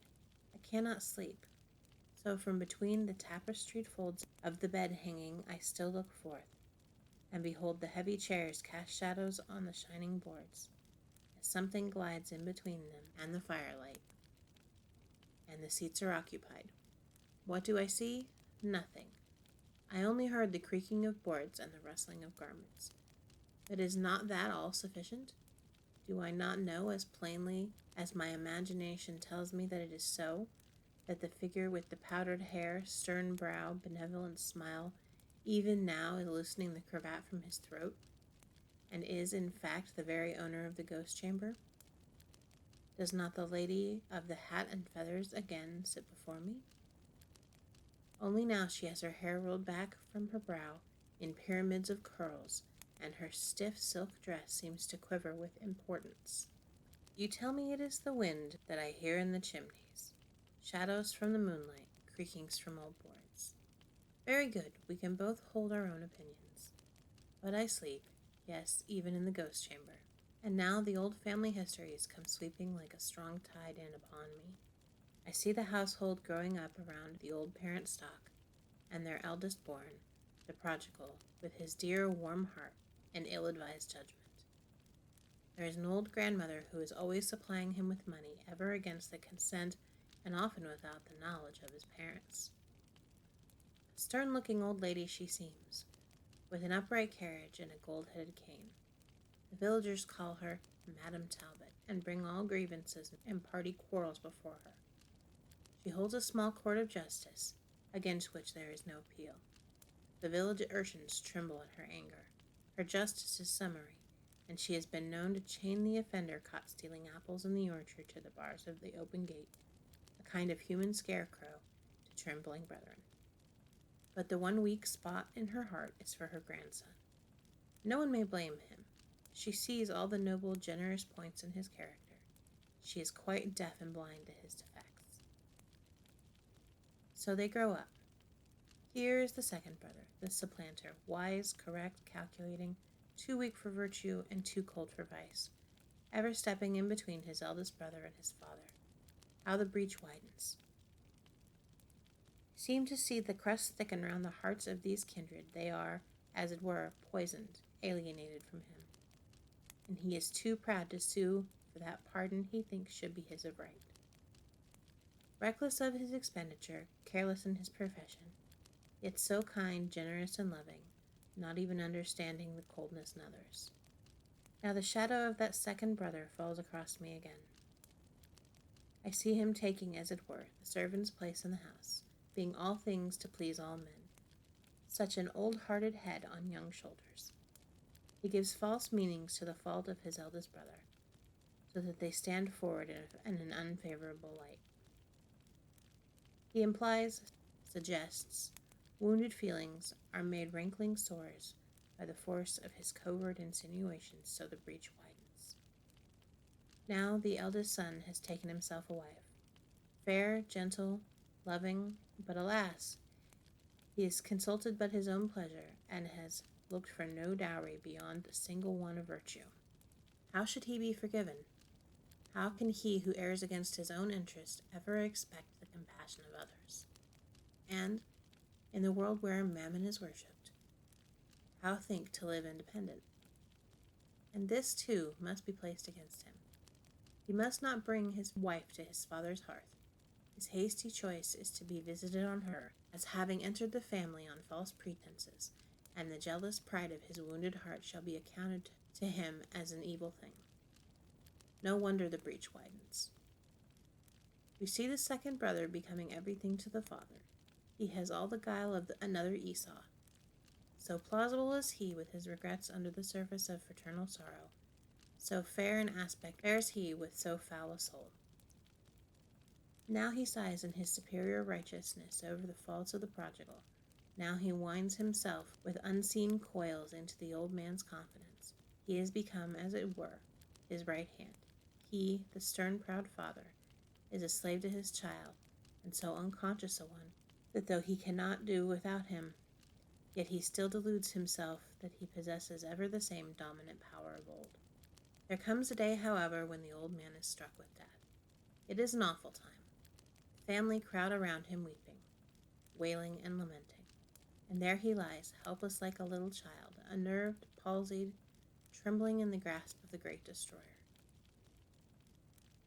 Then better thoughts, old, long-crushed affections return to him, standing, as it were, On the verge of the grave, he sees as with different eyes. Old things are fallen off from him. All things are become new. His hand wanders towards his prodigal son, kneeling at the foot of the bed, weeping hot, burning, passionate tears. He hears the prayer of his spirit poured out for forgiveness, and resting there he bows himself towards him, and with faltering voice blesses him aloud. He tells him that he has disinherited him, and that he has bestowed all upon his brother. With feeble motion points toward his will, but his son, heartbroken, agonized, still kneels before him. He offers no complaint, utters no murmur, only with a choked voice sobbed forth, "Oh, let his brother keep all, so he may have his father's forgiveness." And the old man gives it to him. Solemn and slow on the shadowy twilight come forth the words of peace. And in the falling darkness of the ghost chamber there is only heard the strong man's sobs and the deathbed blessing. Now the room is again in stillness, the old man sleeps, and through the long night watches there only remains his daughter. Seated patiently by his side, she stoops to screen the lamplight from his eyes. And suddenly he calls upon her. She starts, for in his face there is an expression all unknown before. His voice is low and faint, but each word, as she catches it, seems to fall upon her ear with solemn meaning. He tells her how, laying there in the long night hours, a voice spoke to him, how men's eyes are opened at the portals of death, and how it was given to him to see that far beyond the gains and honors of life, far beyond all its wealth and pleasure, there rests still heaven's blessing on the large and loving heart and liberal spirit, how all things fall off for men in their death, but love still lingers.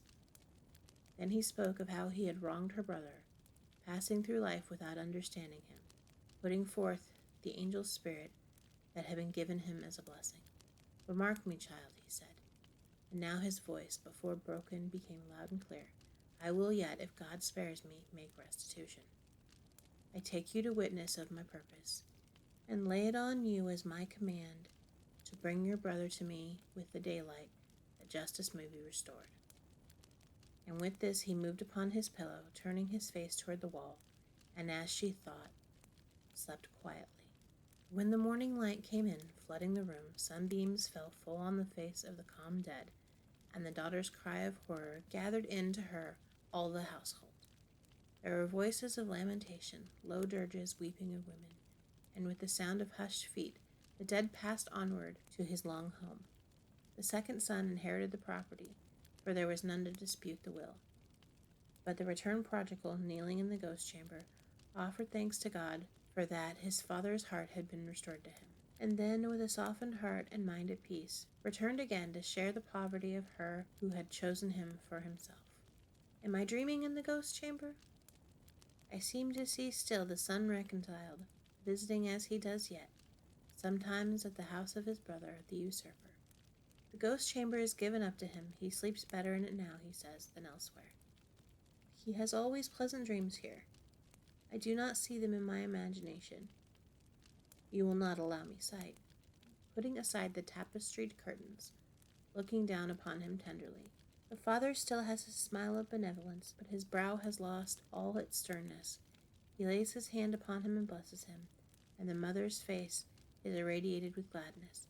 So, even in my dreams, these forms fall from me, and I wake once more in the ghost chamber to the young day's sunshine, to the cheerful calling of the rooks at work outside my window, and musing as I lay, let the sounds of life flood upon me till my heart is filled with their music, and the spirits of the ghost chamber pass from me to return again with the firelight on the black boards and the moonbeams stealing fantastically through the stained windows.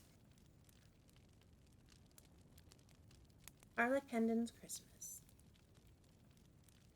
Roger Harlakenden climbed the hill, where no other fisherman dared to go.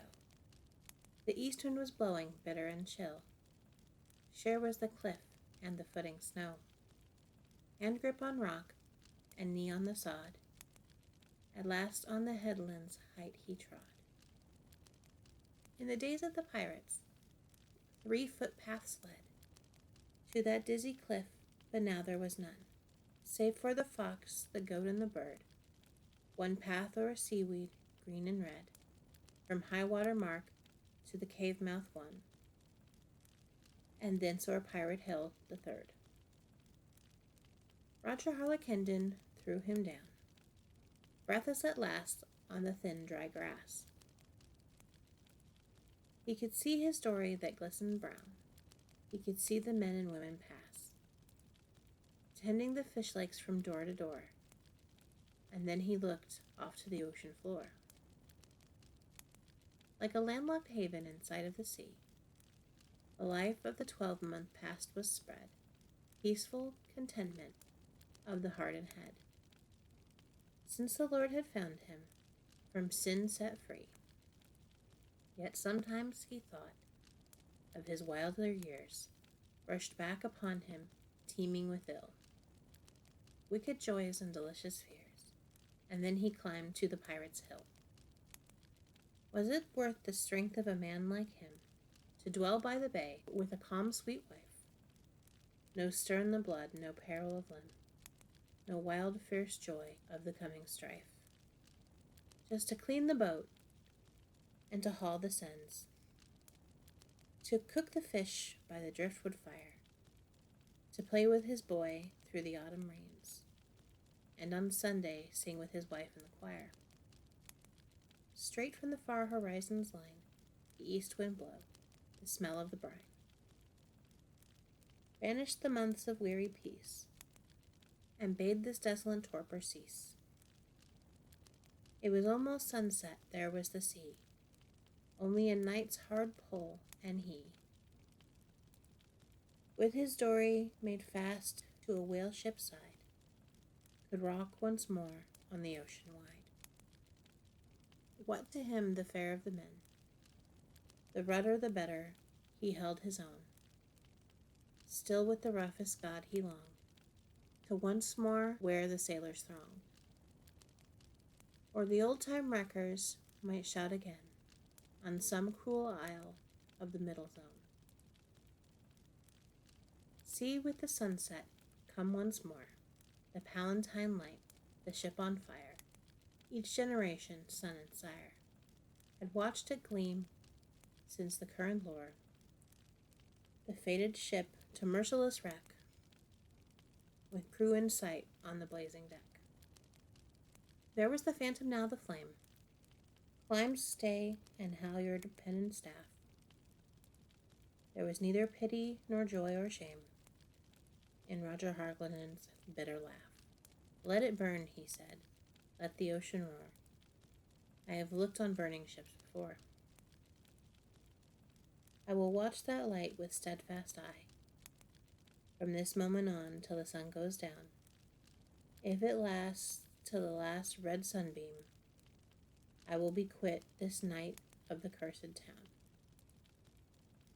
Then he tried to think of his wife and child, but his lips grew stern and the wind was wild. Suddenly met him the startled face of the boy who climbed to that dizzy place, half triumphant and yet half scared, but daring whatever his father dared. The fisherman trembled, but made no sign. Terror next in the young voice rang. Father, it cried. Harlakenden sprang.